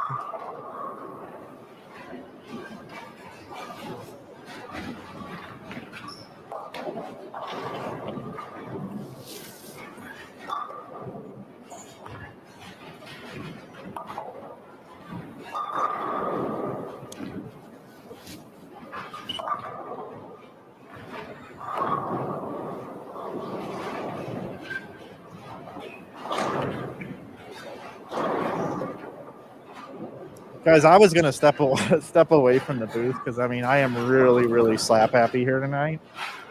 But I've gotten so many personal messages from people telling me, like, don't hurt yourself, patting yourself on the back. I'm loving this broadcast. It's hilarious. I mean, so I'm going to stay in for a little bit longer. Notice somebody in the chat said, "I wish I loved my job as much as Flanagan loves his," and that's the biggest that's the biggest magic act I've ever pulled off in my life, right there.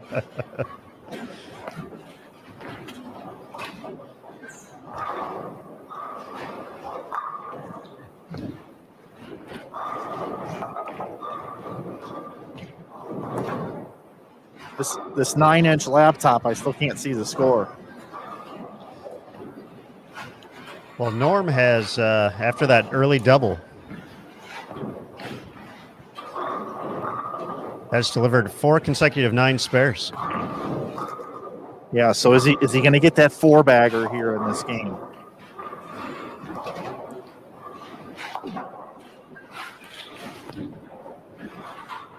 He's making a ball change.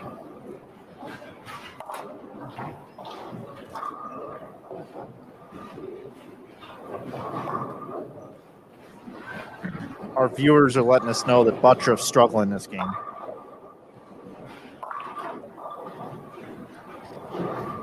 He's got 112 in the 8th at the moment.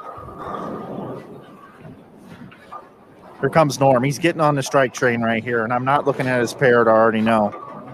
Man, Norm, come on.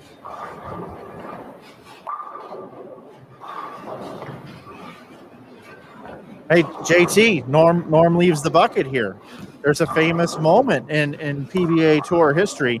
I'm going to throw it over to Jason Thomas with the report and the flashback when Norm picked up the bucket. Jason, take it away. That was an incredible conversion. He needed to make the bucket, which is a spare that you do not want to have to make to win the U.S. Open. And he made it just like that. straight on the 2-pin. Ball split to 4-5, and he took home the U.S. Open title. His second U.S. Open title was won in even more dramatic fashion, if you guys remember what happened there. I believe someone hit the approach and fell down.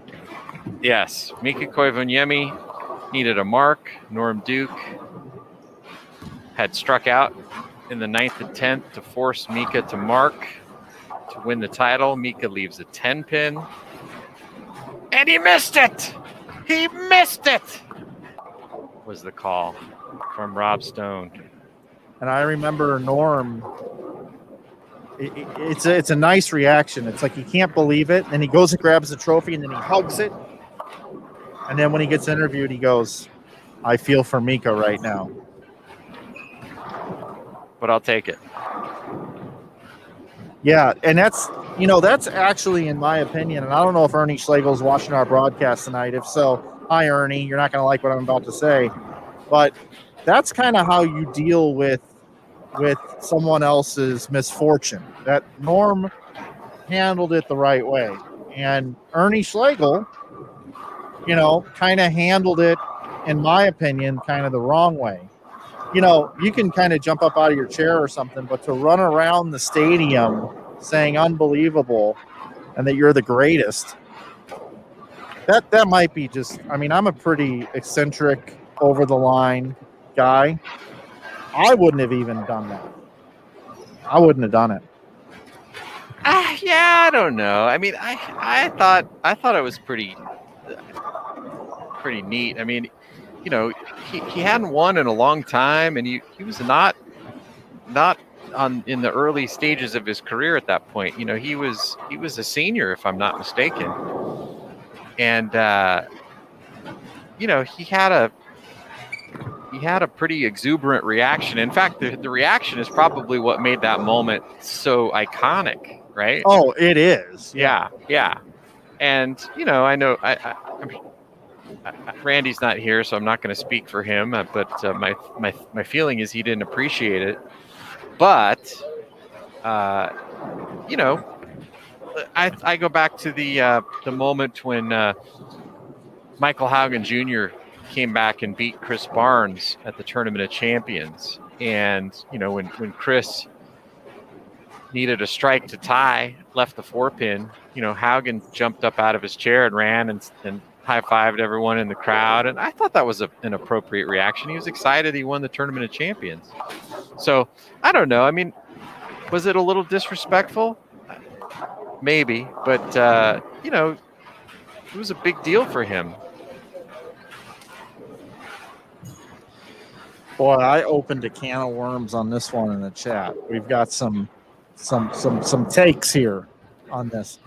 You had no idea what you were doing there when you did that, did you? No, next topic. You're just going to move on to the next topic. I am, and I'm going to go to something a little less controversial. Hey, Mike, first, this is your bet right here. This is a must strike here for Norm. Oh, what do we got? Must strike. This is for the over. Oh, he's got to push.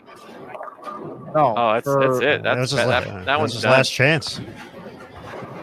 So it's going to be under 211.5? No, the 3.5 for strike. Oh, the strikes. Okay. So what's he going to bowl?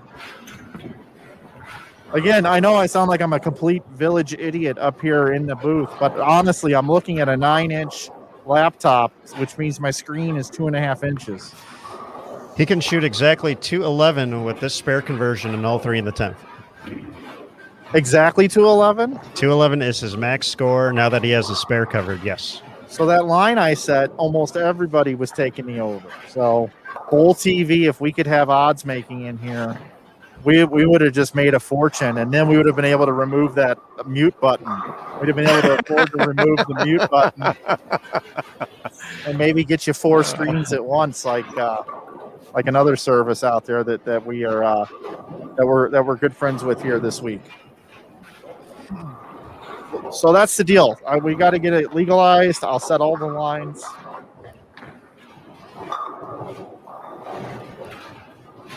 And then maybe I can get a laptop that I can view myself right here. And JT, I'm totally I'm not ripping on your work laptop that they got you here that, is so high powered here. But I've got the chat up over on the right is the thing. So you can't do full screen. So yeah, I'm trying to hang out with the people.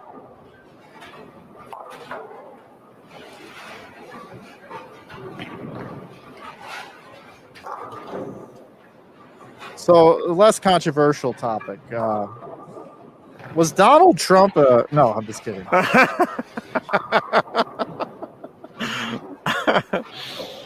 Is he a good president? I just want to know. I don't know the answer, so I'm trying to get the chat to let me know. You know what I can tell you, Mike? Oh, I feel that's a layup. No, Aaron, please tell me. I feel I need a chime or something when I'm ready to deliver a big score update here. Tommy Jones, 257. Making a big move here in game number 5. Do you know if he bowls another one, do you know what he's going to say? What's that, Mike? It's not unusual to be bowling 250s out here. That's Tom Jones.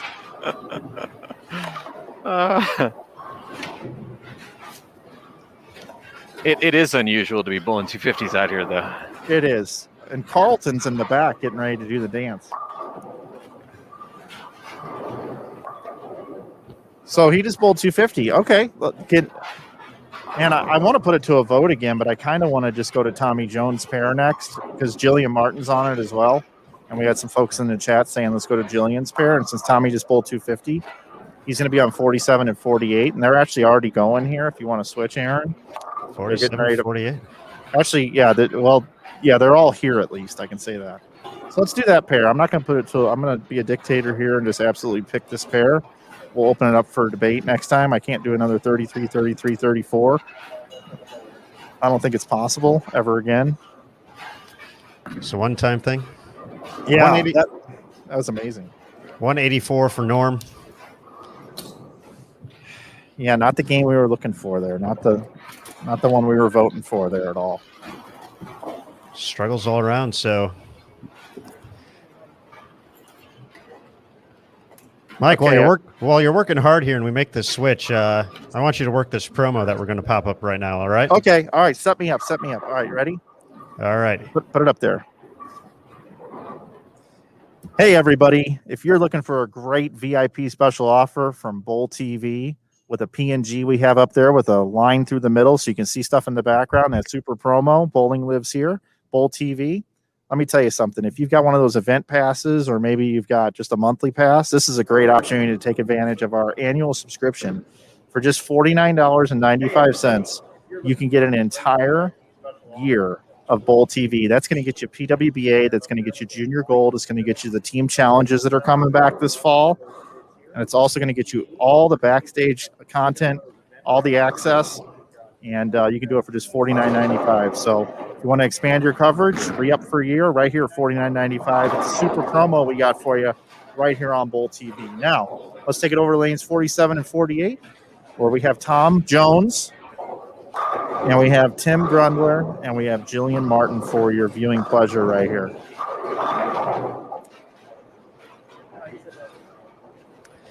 JT's going to switch the camera.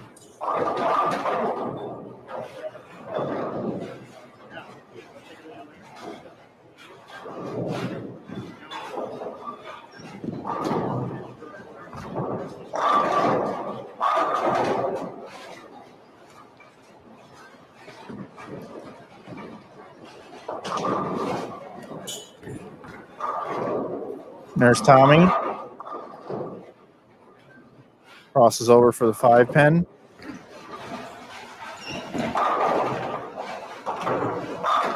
There's Jillian with a strike. Okay, everybody. We can play another over-under game here. Tommy just pulled 257-ish, something like that. 257. Yep, 257.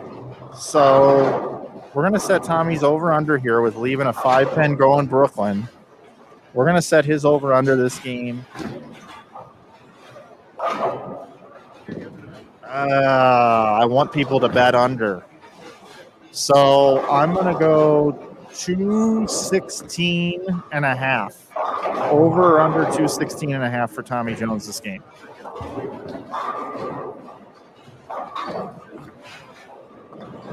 Because I believe he's going to bowl 217. I want everybody to take under.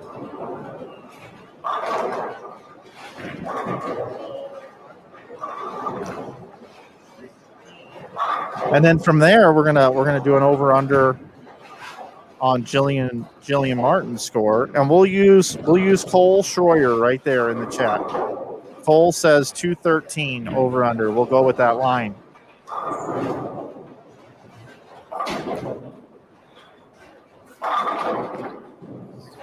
Laura says, "What happened to Kyle?" And see, now that's not a Bill, right? That's not a Bill. So if she said, "Hey, what happened to Bill?" we'd know who she was talking about. But she said Kyle, so we don't know if it's Kyle Troop, Kyle Sherman. I think there's a Kyle Bigelow that bowls on tour sometimes. We just don't know because she said Kyle.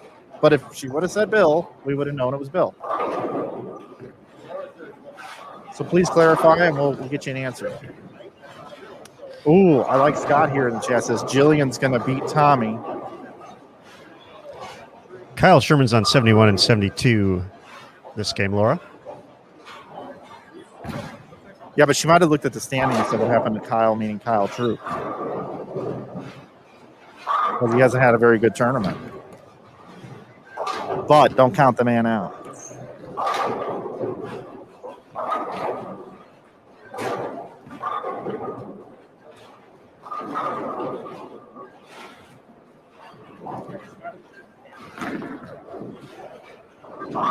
You want to know the other reason why I picked this pair? Why is that, Michael? It's right in front of me, and I can read the scores here in the building. So what's the over-under of you saying something happening on the lanes before the folks on Bull TV see it? I haven't played that game. We are on about a 30-second delay here on Bull TV, but I've done a really good job of not playing games. I actually prefer watching it on the screen. It took a little while to get used to on the first day. Hey, did you notice on that PNG how it has that one line right through the middle? Mm-hmm. Yeah. It's kind of cool. It keeps us honest. There can't be any shenanigans going on in the background.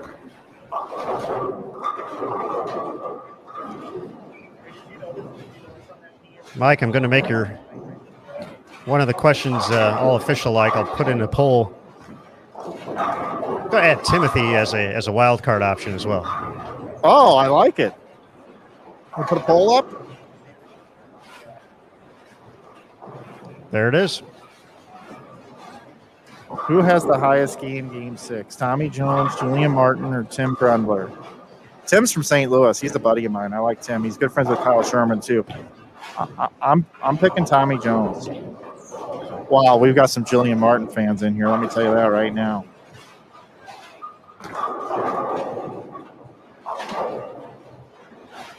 Nobody has voted for Tim Grundler. Oh, Timmy. Oh, poor Timmy. He's a nice young man. Oh, one person has. That's a tough draw. That's tough. You got America's sweetheart, Jillian Martin, and you got a Hall of Famer with arguably one of the greatest performances in PBA history in the step-ladder finals. And then you got poor Tim Grundler here on this pair, and we're putting up a fan poll. That's almost as bad as me calling out Aaron Smith for leaving the 4 or 5 every time he bowls.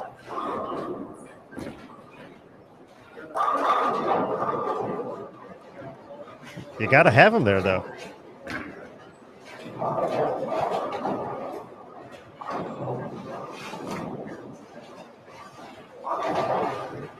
%63% Jillian.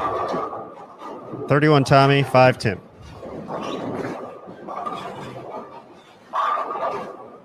Thanks for doing that, Aaron.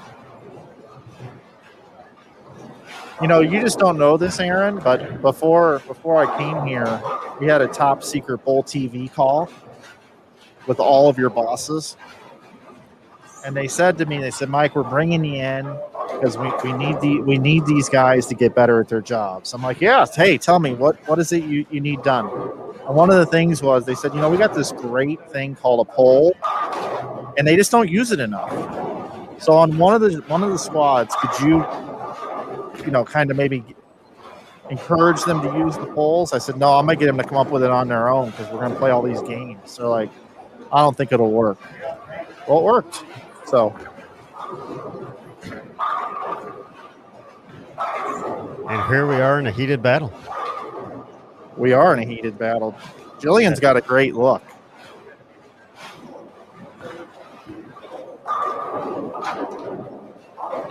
This might be the greatest game we've ever streamed.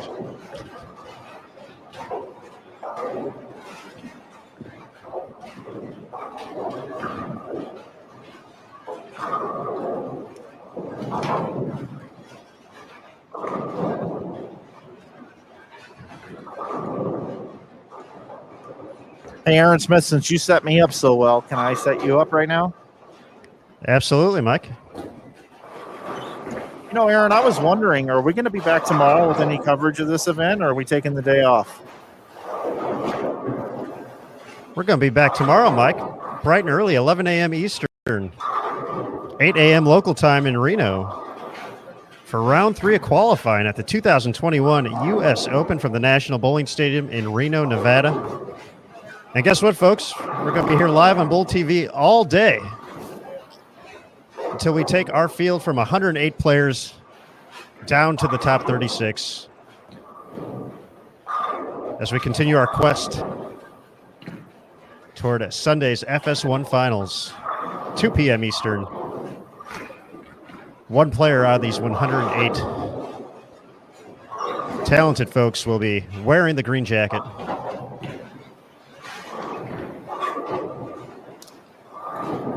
But for right now, we have scores after 5.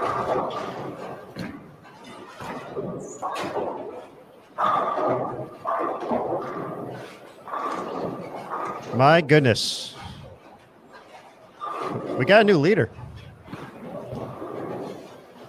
He's been done for a couple hours, but we got a new leader. Brent Boho has moved up into the top spot, even though he's been done for potentially 7 hours. Plus 298, leading overall. Jacob Buttroff has dropped to plus 280. Still leading this squad, but in second overall now. We will continue with A squad. Bill O'Neill plus 209. Mitch Hoope plus 200. Pontus Anderson plus 122. Matt Russo plus 118. Thomas Larson plus 106. Sean Rash plus 102. Perry Crowell the fourth plus 92. Cut is still plus 89. Tommy Jones after 257 plus 69. Marshall Kent plus 67. Norm Duke plus 54. Dallas Leong 253 last game to get to plus 45. Anthony Lavery Spar plus 22. And then Richard Teese, the final player plus on A squad in 52nd place at plus 7.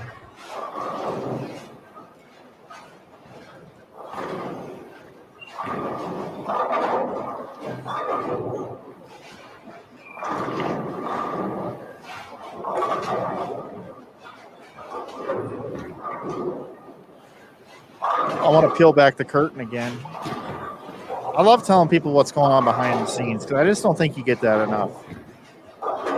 So Aaron calls out that Brent Boho has the lead now, and I grab my phone for a second because I know he's going to talk for a little bit. So I don't like to do that when I'm in the middle of a conversation, but I know Aaron's going to spit some fire for a few minutes. So I grab my phone, and Maddie Canizero sent me a note asking me to look at a text message he sent me 3 hours ago that I never responded to regarding Boho, which means he saw that Boho went to the lead before any of us did because he's going to write a story on it tonight if he leads. And I just want people to know that that is how good Matt is at his job.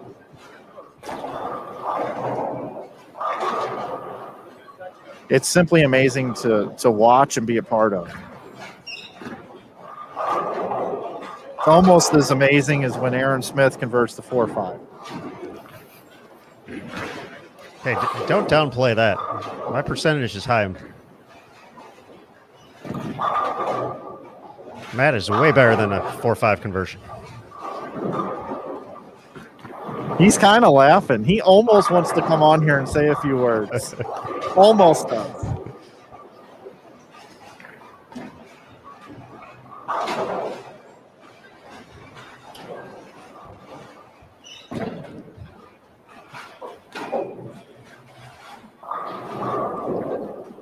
Some trouble for Jillian the last 2 times up on lane 48. Back-to-back Yeah. opens. Yeah, 2 missed makeables, too. It's uncharacteristics of that young woman.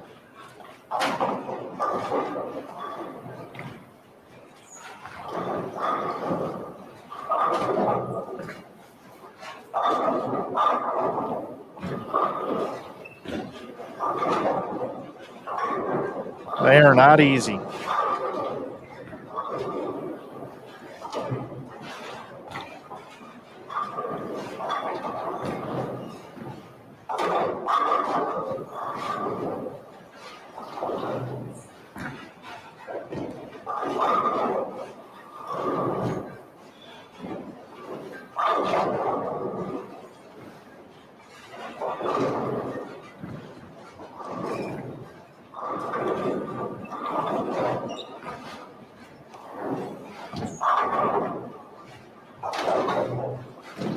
Mike, what was the number again on that you gave Tommy for this game? 216.5 because I said he'd bowl 217 or better. With that spare on a 209 pace. Yeah, he's going to get a doubler. He's going to get himself the old double.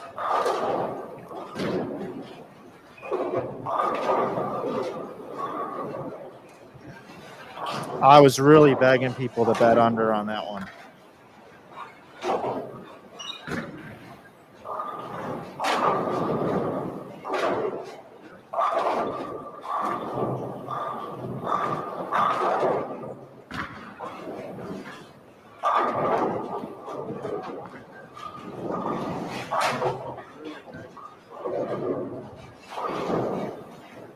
Dimitri Cruz has got a pretty nice game going. He's bowling with Norm.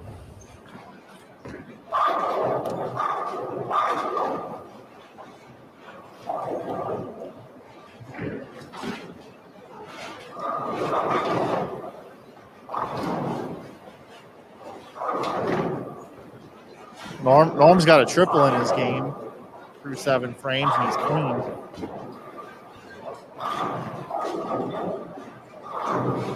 That was a pretty sick messenger there for Tommy Jones.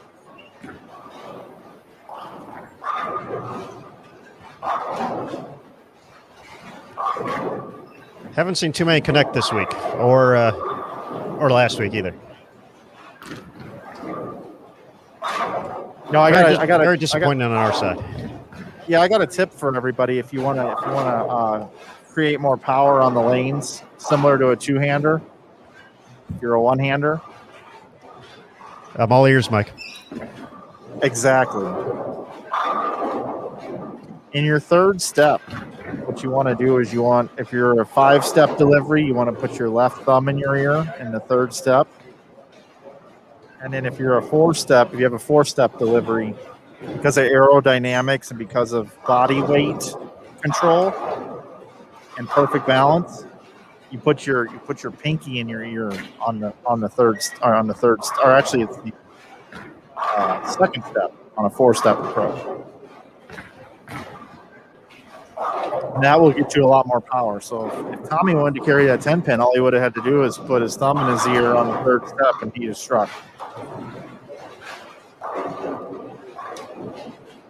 So here we go. Is Tommy going to go double 9 for 217 on the nose?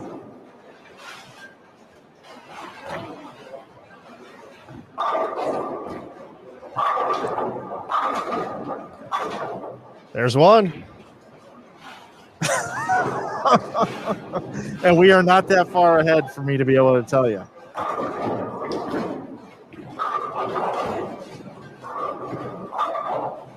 This would be amazing. Come on, Tommy, get the second hit in a 10th. I can't wait. I'm not even going to look at it live. I'm only going to look at it. Folks, you can't see it right now.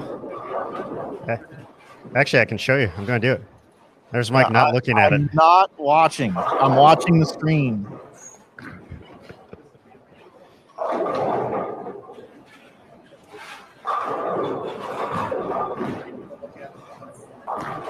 Come on, baby. Yes. All right, Tommy, get 9 here. Get 9 for the perfect call of 217. Might be an opportunity for a ball change, you know. I know. He's looking in his bag right now. That I can report in real time. He doesn't know what's at stake. He does not.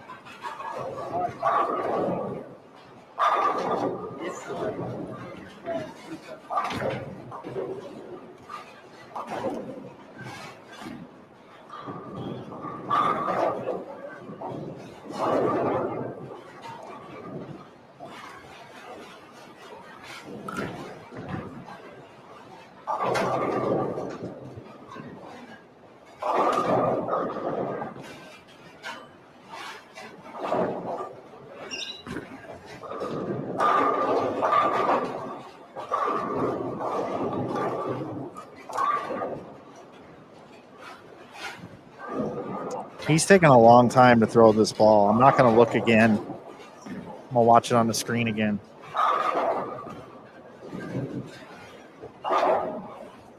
Now, if he bowls 216 and gets an 8 count, I'm going to be upset because I was trying to get everybody to bet the under. So I'd even be happy with 218, but I'm really happy with 217, so I'm not watching.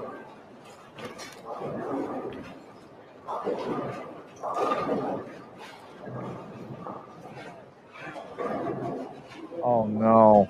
I could hear something. I heard something.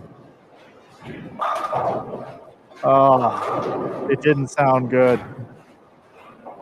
Oh, no.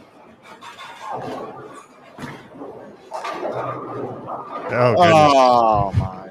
I knew it didn't sound good. Oh. His reaction, though, was appropriate, as if he knew what the actual number the Bowl TV audience had was looking to hit. Oh, man. Well, good thing we don't run a book. Otherwise, I'd be looking at it on a 4-inch laptop.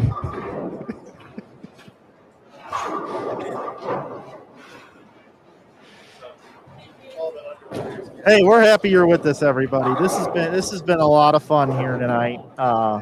Messing around, chatting it up with you guys, throwing out some games. One of the things I like to say whenever I'm involved with a broadcast, and not everybody likes it, but you know, is qualifying is so hard to enjoy. It's really hard to enjoy qualifying because it's qualifying. This kind of nonsense is not acceptable during match play, but during qualifying, I think this is great. So.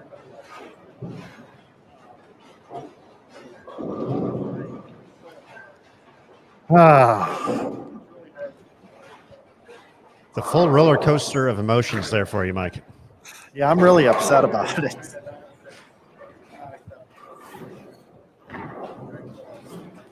Well, I guess I need to look at another pair, huh? Go check out the bill. Oh yeah, the only bill there is. The only bill there is.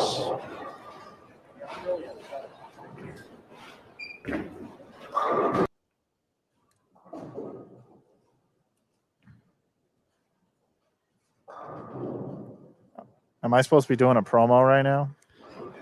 No, this one's pretty self-explanatory. Okay. Just look at the schedule.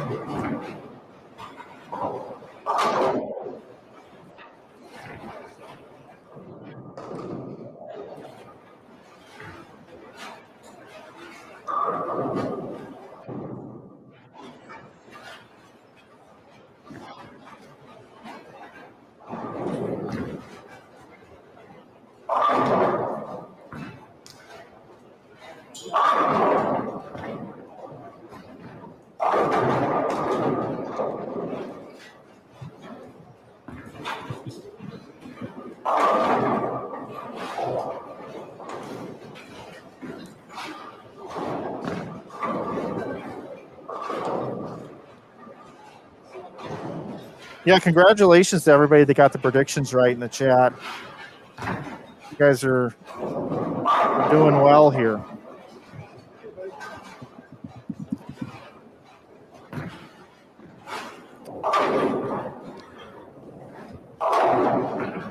All right, I got a hard one. Sorry, Aaron, to cut you off. Go ahead. I got a hard one, and you're gonna have to do all the work here, Aaron, if we do it. Uh-oh. I want to pick a pair of lanes, and I want to take the first 10 shots delivered, plus a fill ball if needed or whatever, and see what that score would be across all the bowlers on the pair. And I'm going to set an over/under on it. Can you repeat that one more time? You have a pen and paper there, Aaron. Always. So we're gonna take the first 10 shots with a 10th frame if need be for every ball delivered on the pair to create one game score. And I'm gonna set an over/under on that game score. So looking at Callum's score, I would count the 9, the 7, the 9, the strike, the 7. Is that what you're saying? Yeah, so whoever's going to deliver the first ball on the pair that we're watching will be the first frame. The second ball that goes down the lane will be the second frame, and so on. So it's not by person. It will be... Yeah, it would just be thrown down the lane. So, yep. Are we keeping it... Got to make spares, all that fun stuff? Yep, Fill the frame? Fill the frame, whatever it ends up being as a score. And I'm going to find a pair for us to go to, and then I'm going to set a total on it. Harry Crawl just came by the booth and gave me knuckles and said they are really hard. Uncle Perry. Let's go. Oh, hey, let's go to 53 and 54. Can we go there? 53 and 54. This is going to be a fun one. All righty, we can do that. That's in our power. Marshall Kent, Andrew Anderson, and how do you say Sorrel Cardenas? Is that right? I believe Cardenas is what Cardenas, yeah. Was what JT said. So that's gonna be our 3 players. Marshall Kent's currently plus 65, Andrew Anderson's minus 189, and Sorrel is minus 227. So, combined, they're averaging like I'm just guessing, like 190-ish. So I'm gonna set their combined pair game for their first 10 shots plus 10th frame or whatever we do with this. I'm going to set it at 195. Over under 195 for the first 10 balls delivered.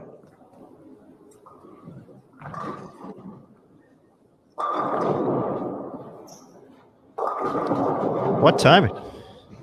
Perfect timing, Aaron. You are doing a great job. All right, so here we go. First ball on our made-up game.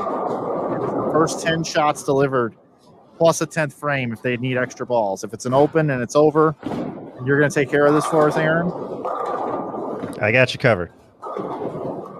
I appreciate you dealing with all my nonsense. All right, so we got a crossover for Brooklyn. A lot of people would say that should be a 9 spare, but we're counting it as a strike right here. All right, second frame for our game. Oh, 2-hander. Member of Junior Team USA as well. Okay, so that's an 8, and circle the 8, Aaron. That means it's a split. Oh, it's circled. Okay, now Andrew Anderson's up in the 3rd frame. Oh my, 195 ain't looking good. Is that 7? That's a 7. All right, we got 8-1 in the second. That's not good. That is not good.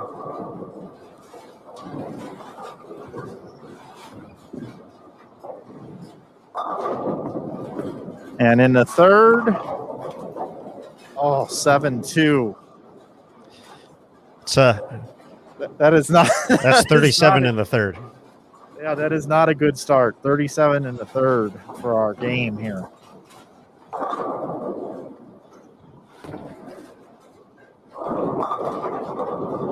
Okay, Marshall Kent trying to get things going here in our made-up game. This is the 4th frame of our game. Got strike, open, open.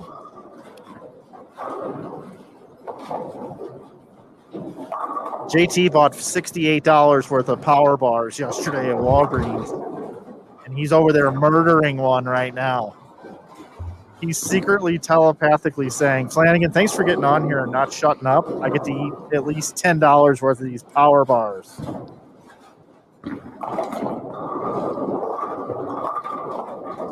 All right, we got a 9 count in the 4th, Aaron. Let's get it going here in the 5th. Oh, hook a lot. I hate to say this because I'm not out there bowling and I know how hard they are, but what are these guys doing? That's a 1-5. That's an 8. Marshall gets the spare.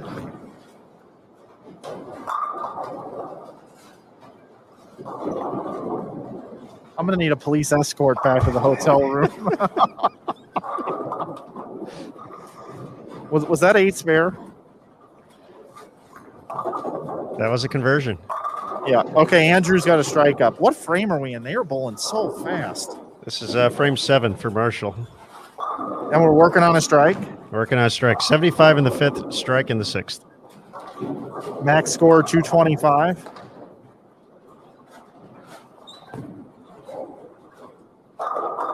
That is correct. Okay. Woo! All right, let's get to striking here. I'm pretending like I'm out there bowling right now. I got 75 in the 5th. I just threw a strike. Now I'm up on the left lane. I got a purple shirt on, and I'm hooking the whole lane. Lofting it. Come on. Yeah, that's right. That's right. That's right. That's Big a double. Big double, Aaron. Should they discuss? Oh, Sorrell's not going to discuss what's best for the team here. No, I don't think He is so. ready for his time to bowl. He's after it. Oh, that looks decent. Yes, sir. Triple for our team game here. So we got strikes in the 6th, 7th, and 8th. 9th frame. 9th frame for Andrew. Uh-oh. Andrew's missed the head pin twice on the left lane now.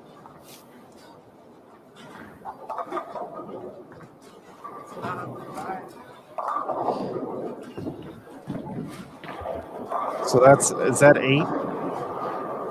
That is 8. That is the 1-2. So 203 still out there. Really?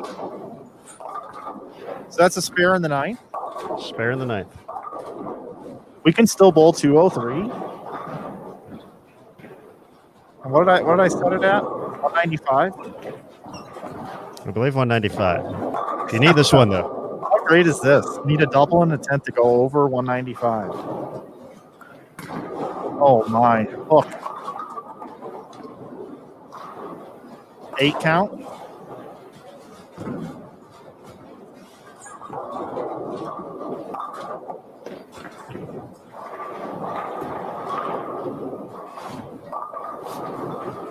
And that left lane, it just doesn't hook.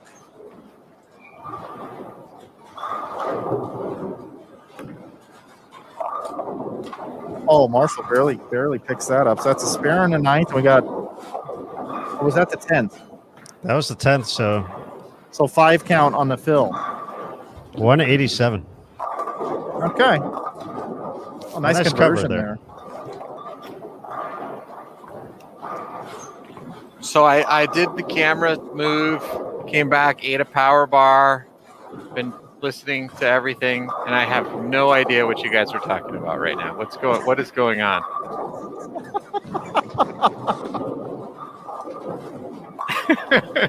What just happened? Aaron, will you try to explain this? Well, in between games, Michael Flanagan of Inside Bowling Folks decided that he wanted to essentially find a way to make these 3 bowlers here on 53 and 54 come together to bowl a Baker team game in a sense. Except that we just followed suit as they bowled along until we got through a full game. So, for instance, Marshall led the game off. He struck. So that was frame 1. Sorrell stepped up next. He opened. So we had baby split and only got 1. That's correct. So we had 28 in the 2nd. Then Andrew went up. He missed the head pin, 128, missed it. So we had Yeah, 37 of the got 2 third. out of 3, yeah. And we continued this until we completed an actual game. Wow. Did you keep score, Aaron? I did, yes. Yeah. Yeah, of course. He doesn't have anything else to do. He's not multitasking already. I made him grab a piece of paper and a pen and actually write the scores down. Oh, there it is. Yeah, I see it. So what did we learn from that? Well, I just wanted to play another game, and I set the total at 195, and it was under. Okay. So 187, is that? Would you guys consider that to be kind of what the average score of? JT, I'll task you with this. If you take their totals, divide by the amount of games, let's see if it's exact. I would guess that the average score today was probably right around that number that they bowled, right? 187. Would you say that that's maybe a little low for what the field average today? I mean, Well, they are absolutely brutal right Oh, now. yeah. Whoever said that they were going to be the hardest tonight, which I think was basically all of the ball reps, they were exactly right. How many games have they bowled so far here then? This is game 7. So they've bowled 14 games. This squad has 14 games in the book. So 14 times 3 is 42.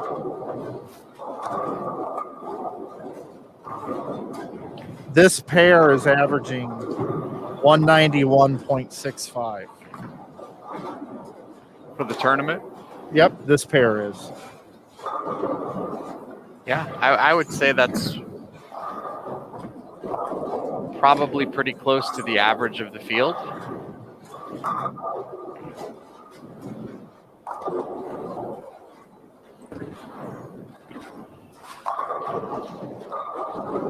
Pretty amazing that you can get 108 of the best bowlers in the world together for a tournament,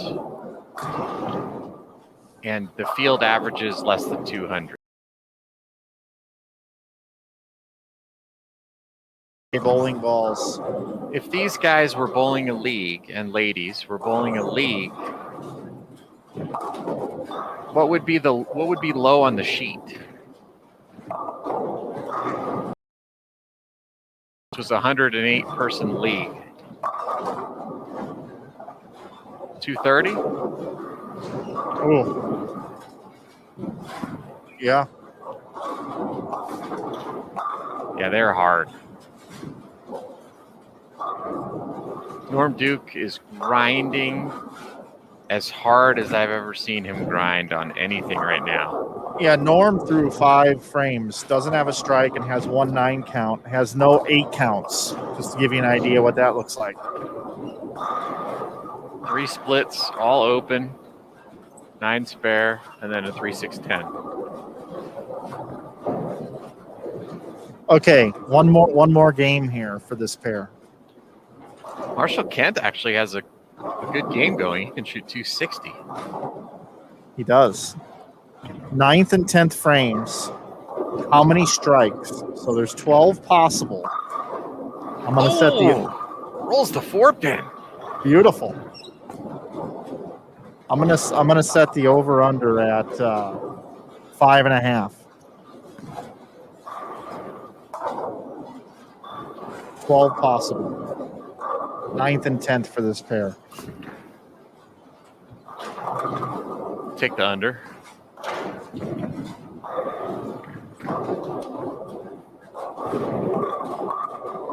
I'm begging people to take the under.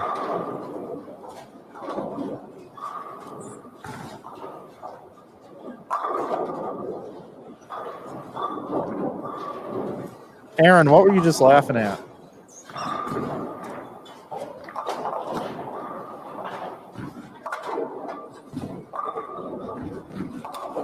I think I know. How long ago? Just a few. Just right when JT called the four bagger.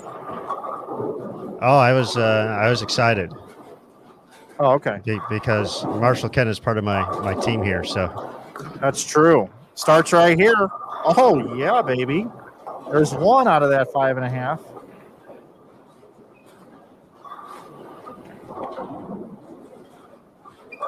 We're talking about how brutal they are, and Marshall's saying, "Hey, this is my wheelhouse now." To be fair, he has had a few crossover this game, but taking advantage of them, he is.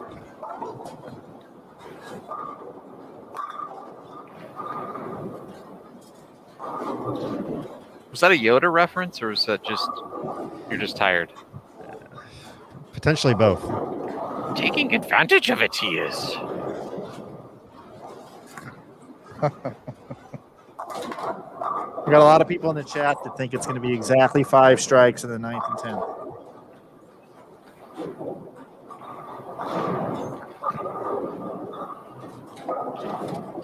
Jacob Buttriff back into the lead, plus 302 after 222 that game. Next up on A squad, Mitch Hoope plus 184. Bill O'Neill plus 182. Thomas Larson plus 119. Matt Russo plus 100. Perry Krall plus 199. Pontus Anderson plus 93. Tommy Jones plus 84. Currently the cut. He and Packy Hanrahan. That number's moved a little bit, Aaron. It's gone down 6 pins. It's gone a little south.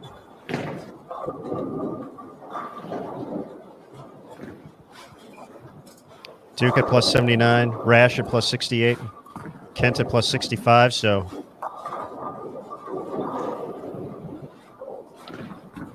opportunity for him with the spare to hop into the number with 1 to go. Guys, we got 2 strikes right now. Marshall misses the head pin. And he's hooking at this 1-2-4. Gee.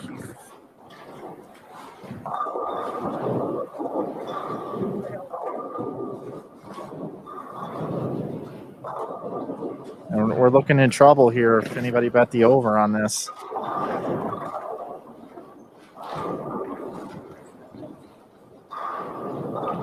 Marshall's got a strike here, and then Andrew'd have to strike out to get the over on 5.5 in the 9th and 10th. Jacob Buttriff in the meantime is about to shoot 237. So a nice bounce back after his little bit of a hiccup a couple games ago.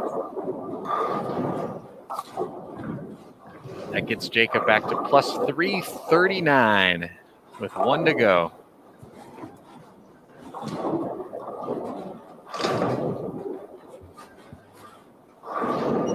Good question in the chat here, guys. From Joe.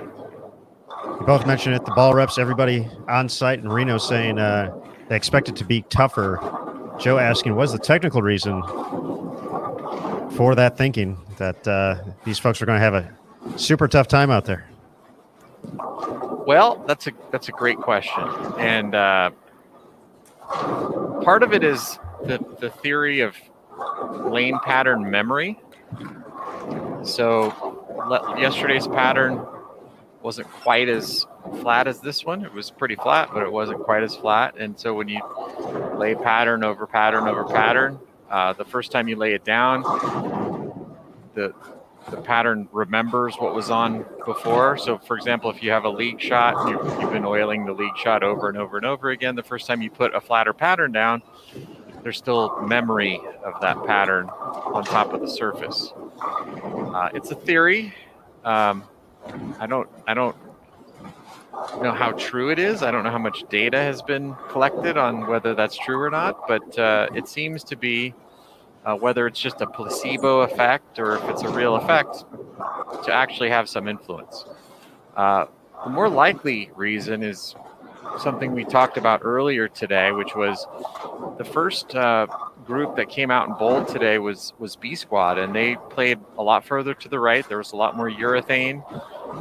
They helped themselves a little bit by setting them up a little bit better. In fact, we saw Francois Lavoie staying out to the right basically the whole block, whereas this squad seems to have all started a lot further left, or they jumped left a lot quicker. And so now we're seeing the fallout of that later in the block. If you remember, they got difficult as the block went on, more difficult on each of the 2 prior squads, but right now they're off the charts difficult.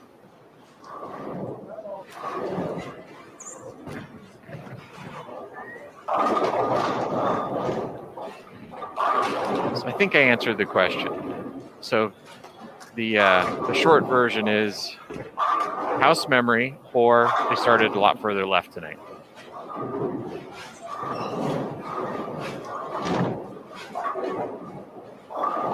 There used to also be a thing about lane machine memory too. I think that's all gone by the wayside now after you burn a pair. That's why they burn a pair, to get the brushes the way they need it to be, where the oil gets applied to the brushes. But back in the day on like pad machines, I think I know what I'm talking about. I might not, though. If the technicians in chat, I apologize if I'm not getting this right. But as soon as there's oil on those pads that usually don't have them, that creates a problem. And the more those pads get used with oil, the more it can also offset things. But we haven't used pad machine technology in most centers for over 20 years.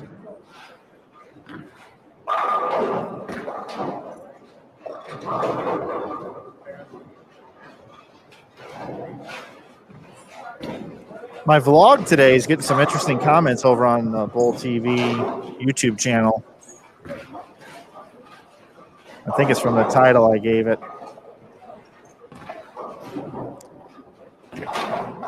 Folks do love your thing. All that is a debate.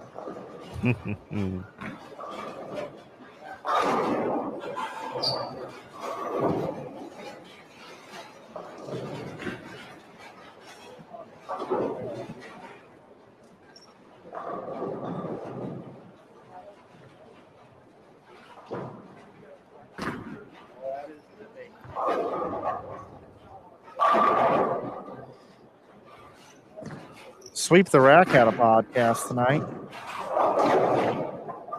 I'm actually going to listen to it, I think, tonight. Because I called out Big Mike last week with Bill O'Neill on the air. I did a horrible impersonation of him.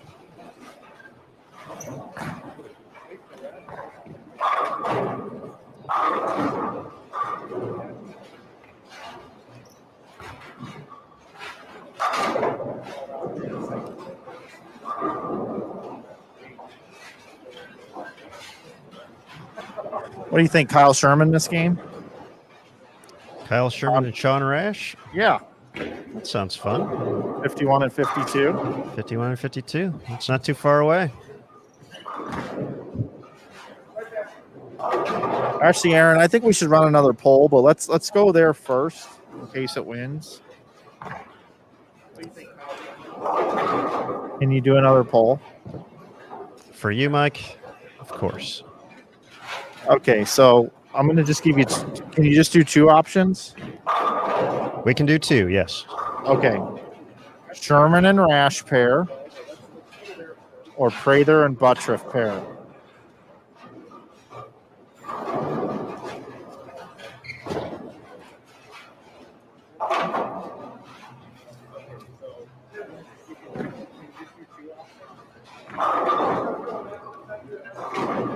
And we're not running behind or anything on this, so you got a little bit of time.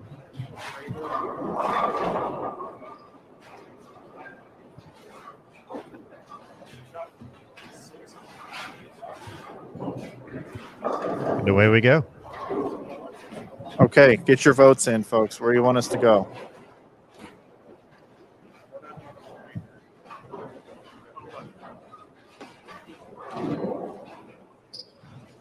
This one should end up being pretty close, too. These are 2 good pairs. With 30 seconds left, it's 55-45.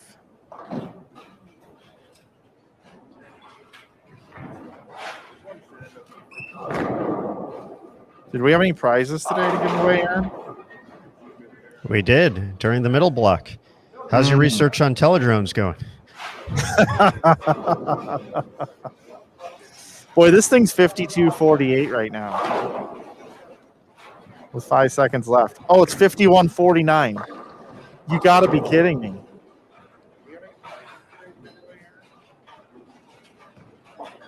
That's unreal. I think Prather and Buttriff won this thing. They did. 51-49. This is unreal.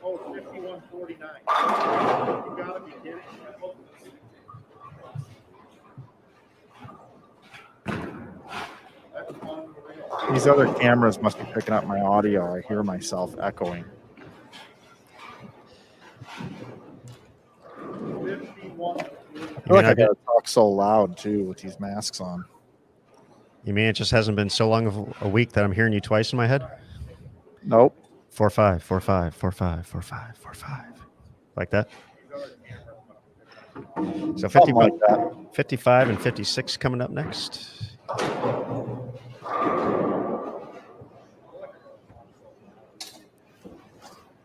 We need one more good read out of you here, Mike. Are you ready? I actually am. Yeah. All right, let's get it. Folks, don't forget, if you're just a monthly subscriber or you've got an event pass, boy, do we have a deal for you. Here at Bull TV, we've got a VIP special offer, normally $79.95 for an entire year of Bull TV. We're going to give it to you right now. We're going to slash those prices down. We're slashing and dashing here. $79.95 now becomes $49.95. Head on over, check out the super promo at bulltv.com. And go ahead and get your annual subscription. It'll get you the PWBA tour, get you junior gold, collegiate bowling, and all the other things that we offer here at Bull TV. Just like this match coming up right here. Oh, I'm sorry, another game of qualifying for you right here on Bull TV. Let's turn it into a match. Let's turn it into like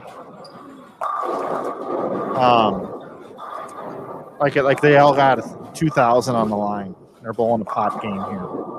So can you do another one of those polls, Aaron? Who you think's going to win this game?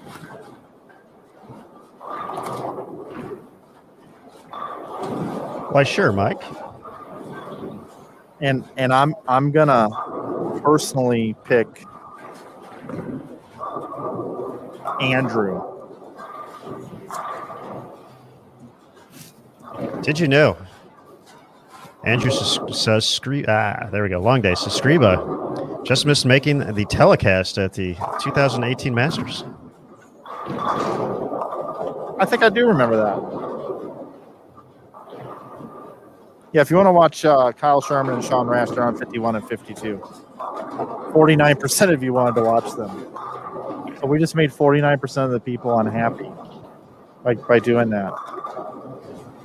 In the future, I'm going to enter the tournament, and so is Aaron Smith. And we're going to make every poll. Would you rather watch any other bowler in the tournament or me and Aaron Smith? That way, no Bull TV subscribers will be unhappy, so they don't have to watch us.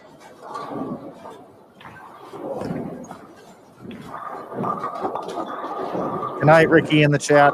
See you later, man. Good hanging out with you.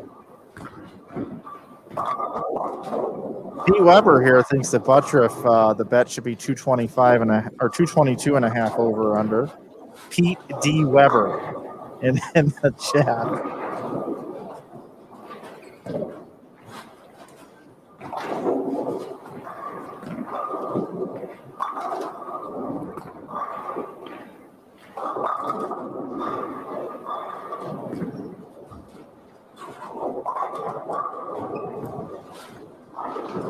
Yeah, this poll's coming in pretty accurately.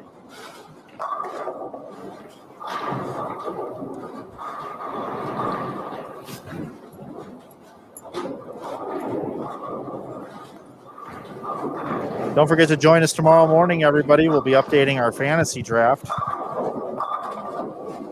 If you don't know about it, it was something that we did during the last squad of qualifying, or the last qualifying practice session. What was it called? What was that thing called?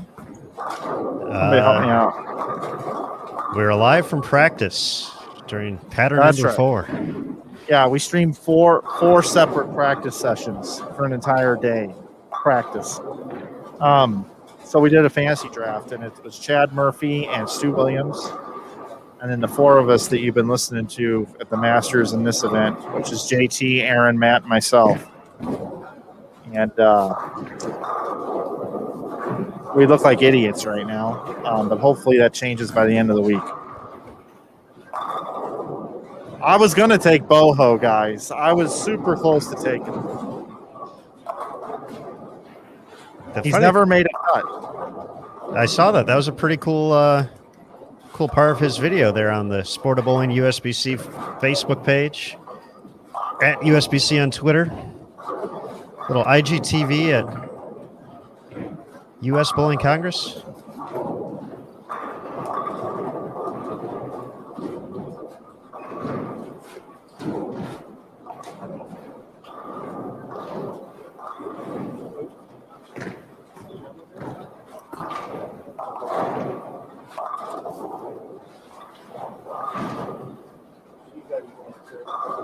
I'll tell you guys, this is for me a tale of two people on my team.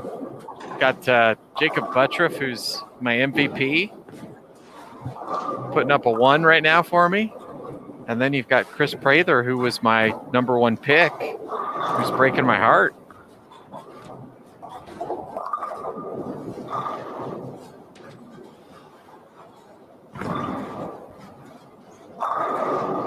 Billy Ray Cyrus.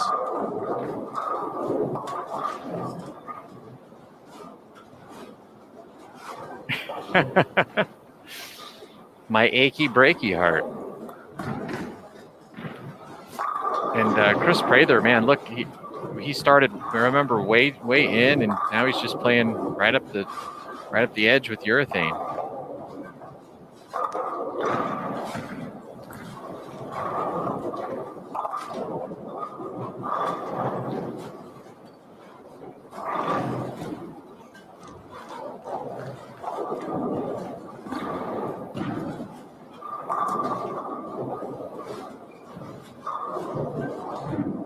Tell you, the rest of the field probably not thrilled to see Jacob Buttriff not go backwards today. That is not good news for the rest of the field. As soon as he gets a little bit of shape the way he's bowling, could have a repeat of his 2 dominant years here in this event. Take a second, head over to 51 and 52. Kyle Sherman, Matt Kuba, and Sean Rash.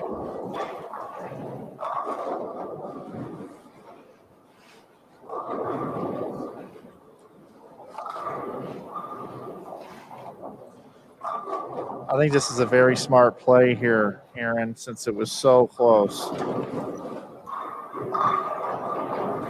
Keeping those subscribers around.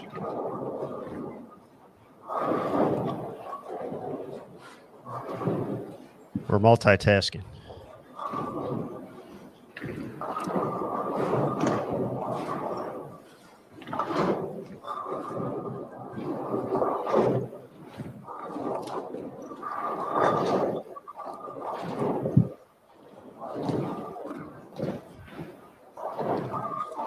Mike, when I watched your vlog a little bit earlier today, I saw you talk to Brad and to Kyle. It was enjoyable when you told Brad that he had bowled all 200 games. Yeah. Then I believe AJ Chapman jumped in and said, yeah, you had 4 2-0s. And he was like, man, that was a lot of work to get to plus 70. Yep. But be sure to check these guys out on YouTube. Brad and Kyle, phenomenal stuff they put out over the course of events just like this, similar to what Mike's doing with the vlog, kind of getting that behind-the-scenes look at tournament life for these guys.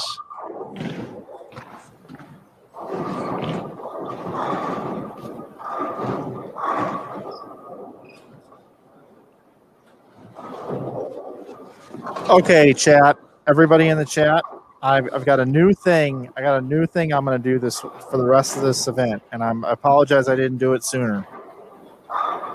First part of this is I want everybody to type into the chat whether or not you have Instagram or not. Do you have Instagram? Yes or no? Yes or no? Do you have Instagram in the chat? I see you, Matt. Hashtag Instagramless Matt. Yep, we need to know if you got Instagram. Everybody, if you're sitting there like, oh, I'm not going to type yes or no, I need you to do it. Yes or no.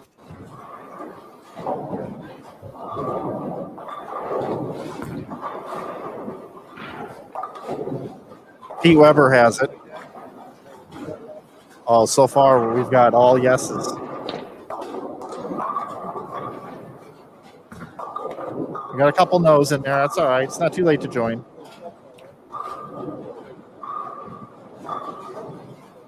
All right, everybody. So here's the deal.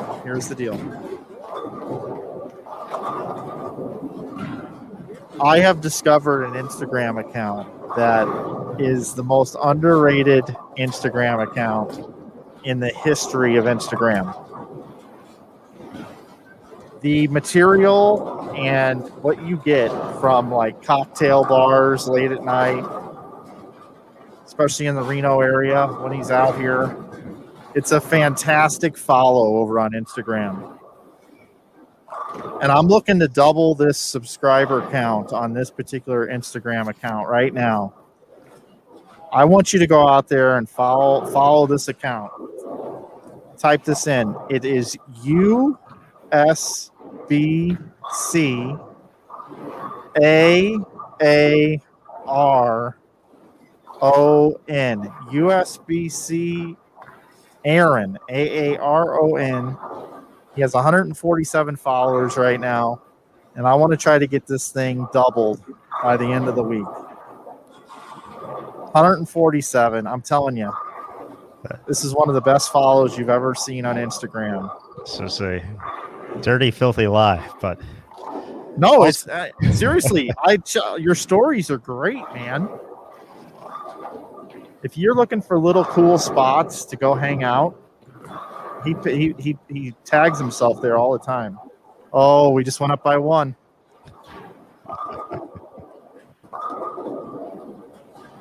Oh, he's up by two more.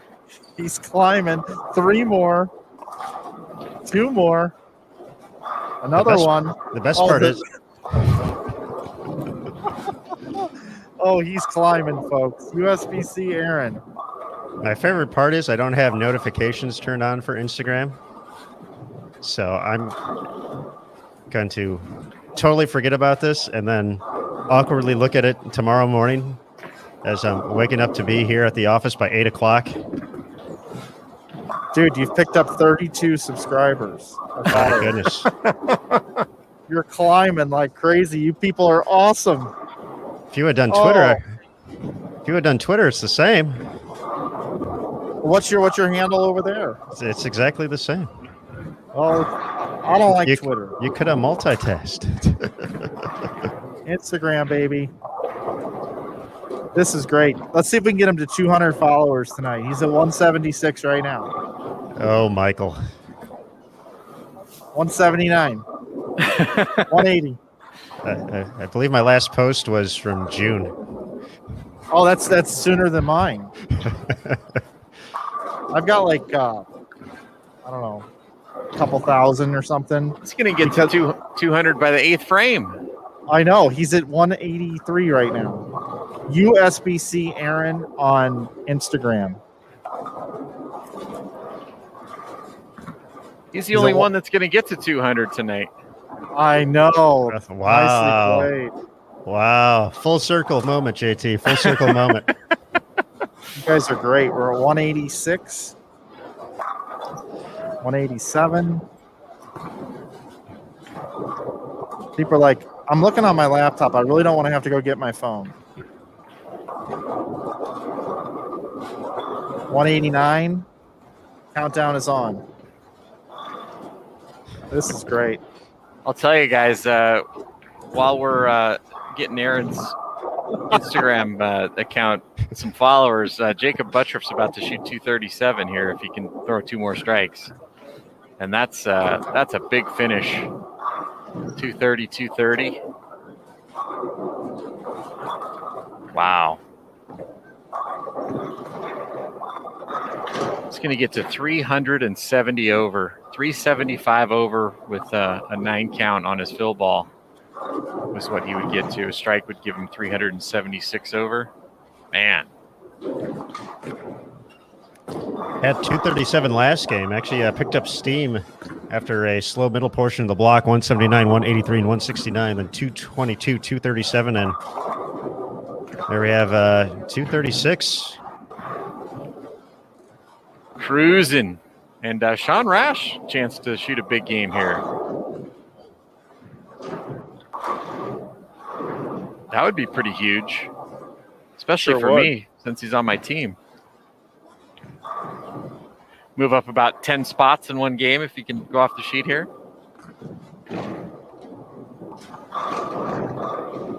Hey, since we're doing this whole Instagram thing, I just noticed I am 64 away from 4,000.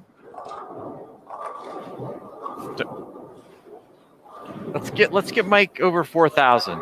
That would be great. The Mike Flanagan, TheMikeFlanagan, The Mike Flanagan. I wouldn't mind a few more follows. Mine is inflated because there's a horror film director named Mike Flanagan, and everybody thinks that's me. So about 2,000 of my fans here are all horror film fans. So yeah, the Mike Flanagan. Well, if they over on tuned in to watch the Instagram. show tonight, they might have thought they were watching a horror film. That's true. As rough as the scoring has been.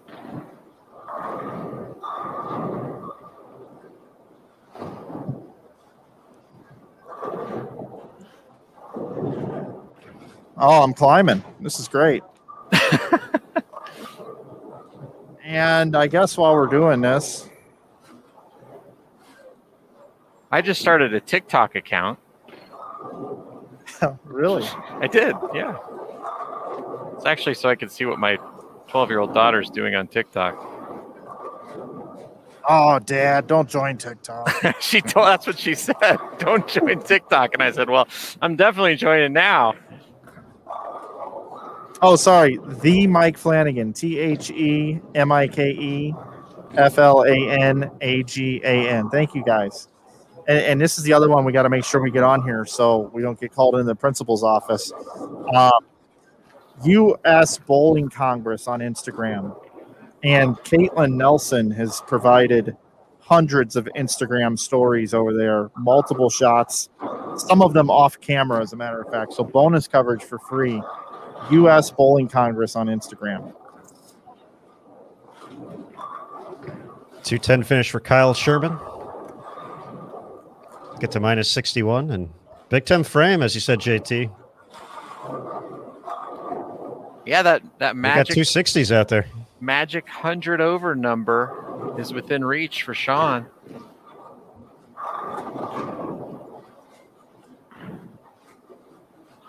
First shot in the 10th. He is just rifling it. He sure is. It's like he's back in high school pitching baseball again.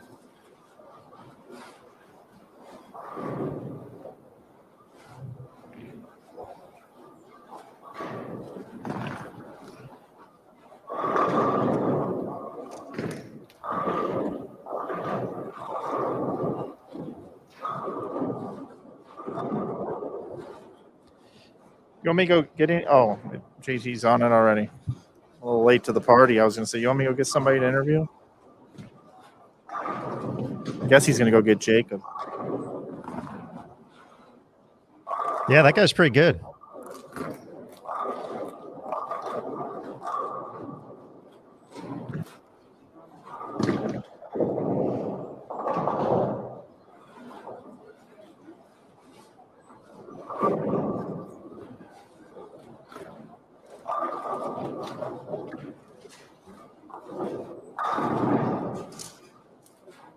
$255 plus 101 for Sean Rash. We will continue to move on. We still got some additional bowling going on here. Aaron, you're at 208 followers now. My goodness. You folks are something else. Appreciate it. As I put in the chat, though, I promise no new content anytime soon. Yeah, I now that I've got some new followers that are actually bowlers, I'm going to put some more in myself. I said no new content on mine. So How about you and I do an Instagram live, me and you, sometime in the near future, welcoming all of our new fans? sounds interesting. I guess we could be polite and follow everybody back.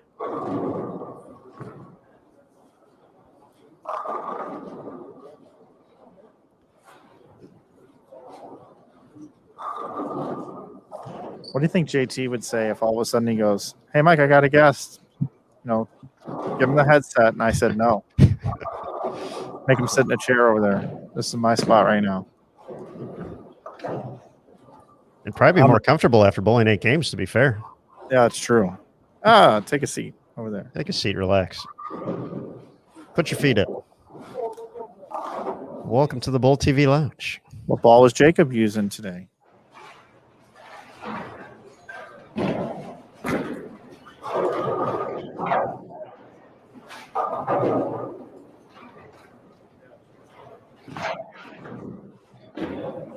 Who's taller, me or Jacob Buttriff? You are, Mike. By how much? I need to know how much to lower this microphone.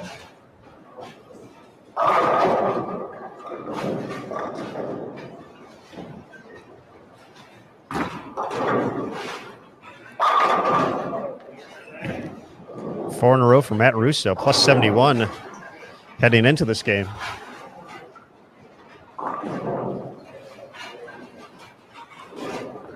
Yeah, nice day one. Did Russo. There's Richie Teese.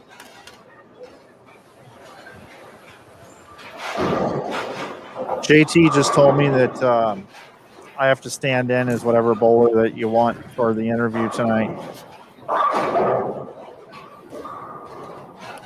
Oh, my.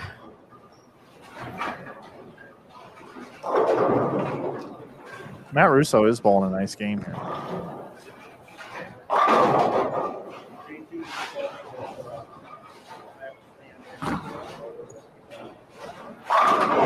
Nicely done. Jason in the chat has a nice observation that Matt Russo and Solomon Salama bowl very similar.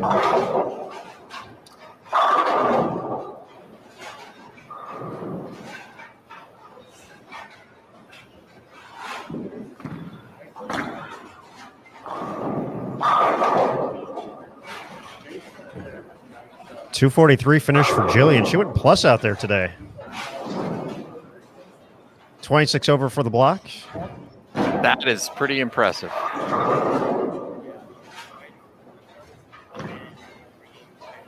That's incredibly impressive. Taking a look at some folks who have already wrapped up, who finished plus on this block. Tommy Jones plus 15, Nolan White plus 17, Perry Crowell plus 13, Jacob Buttriff plus 61, Rash 56 over. This is specifically for the block. Zach Wilkins, who had a rough day one, 35 over today. He's going to move up some spots. Zeke Bate plus 4, Graham Fa plus 21. Thomas Larson kind of just parred out the rest of the way after that strong start, but will gladly take it, plus 121. So Mike had another number. He said set the over-under at plus 151 for a high block of the day, or 151 and a half, excuse me. And that was not surpassed. Matt Canizero, you got a copy? We'll bring Matt back in here. There he is. Hi, Matt. Matt, do you need a picture of anybody? I think a nice fresh day 2 picture of Jacob Buttriff would be very helpful. It might already be too late, so I'm gonna go get on that. All right. Welcome to the broadcast, man. Thank you. Hey, thank you. Thank you. Good luck. All right. I've been here the whole time, but they got the A team on it, right? So I'm just here. I'm like the relief pitcher, sitting in the bullpen, way out in the outfield, eating sunflower seeds, catching all them dingers you guys are hitting.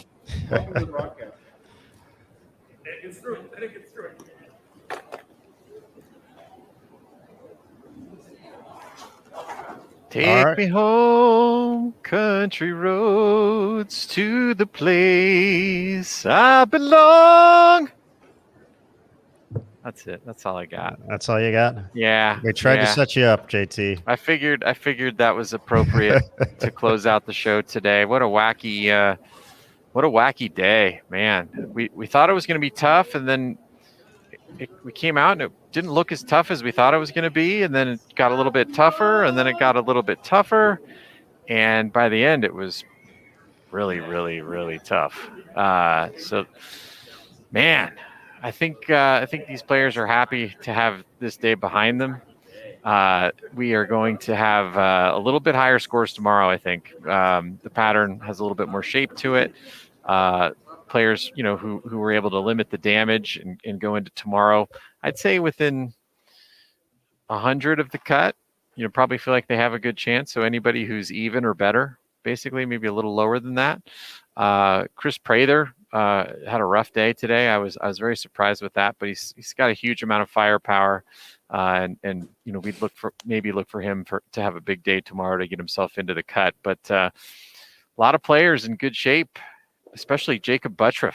That was an impress. He said on his way out, that was probably the best bowling I've done, because I typically don't like flat patterns. And so he said, for me to shoot 65 over today, I'm really proud of myself for that. And it should strike a lot of fear into the hearts of the rest of the bowlers this week, because I think he's going to have a pretty good look the rest of the week. And, for him to be this far ahead already, man, he's looking really good.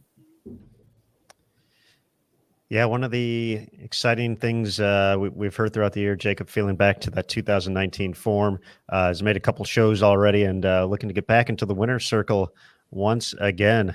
Mike, I feel we can't wrap up without a word from you, so I am excited to see where you're going next with this. Well, guys, I mean, what a fun night we had here. After pretty much a grueling day of video editing, staring at a computer screen, I got to come out here, and I didn't talk to anybody the whole day, and I got to speak all the words I would speak in one day on one broadcast with you guys, and you allowed me to do this. Well, it was fun. We had a good time for sure. And tomorrow's the serious day. Tomorrow we cut people. Not literally. There's a cut tomorrow. So tomorrow is a serious day here on Bowl TV. We will lose most of the field, and we will find out who our top 36 will be heading into day 4 at the U.S. Open.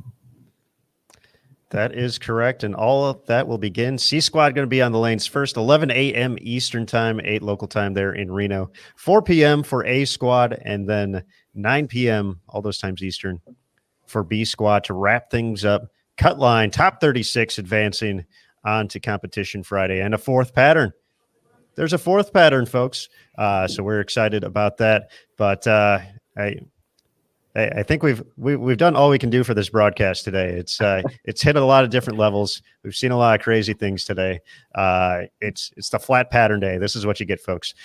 So for Mike Flanagan, Matt Cannizzaro, Jason Thomas, I'm Aaron Smith from the U.S. Open, folks. We're going to say goodnight. And on Bowl TV, bowling lives here. Folks, we'll see you tomorrow. Thanks again.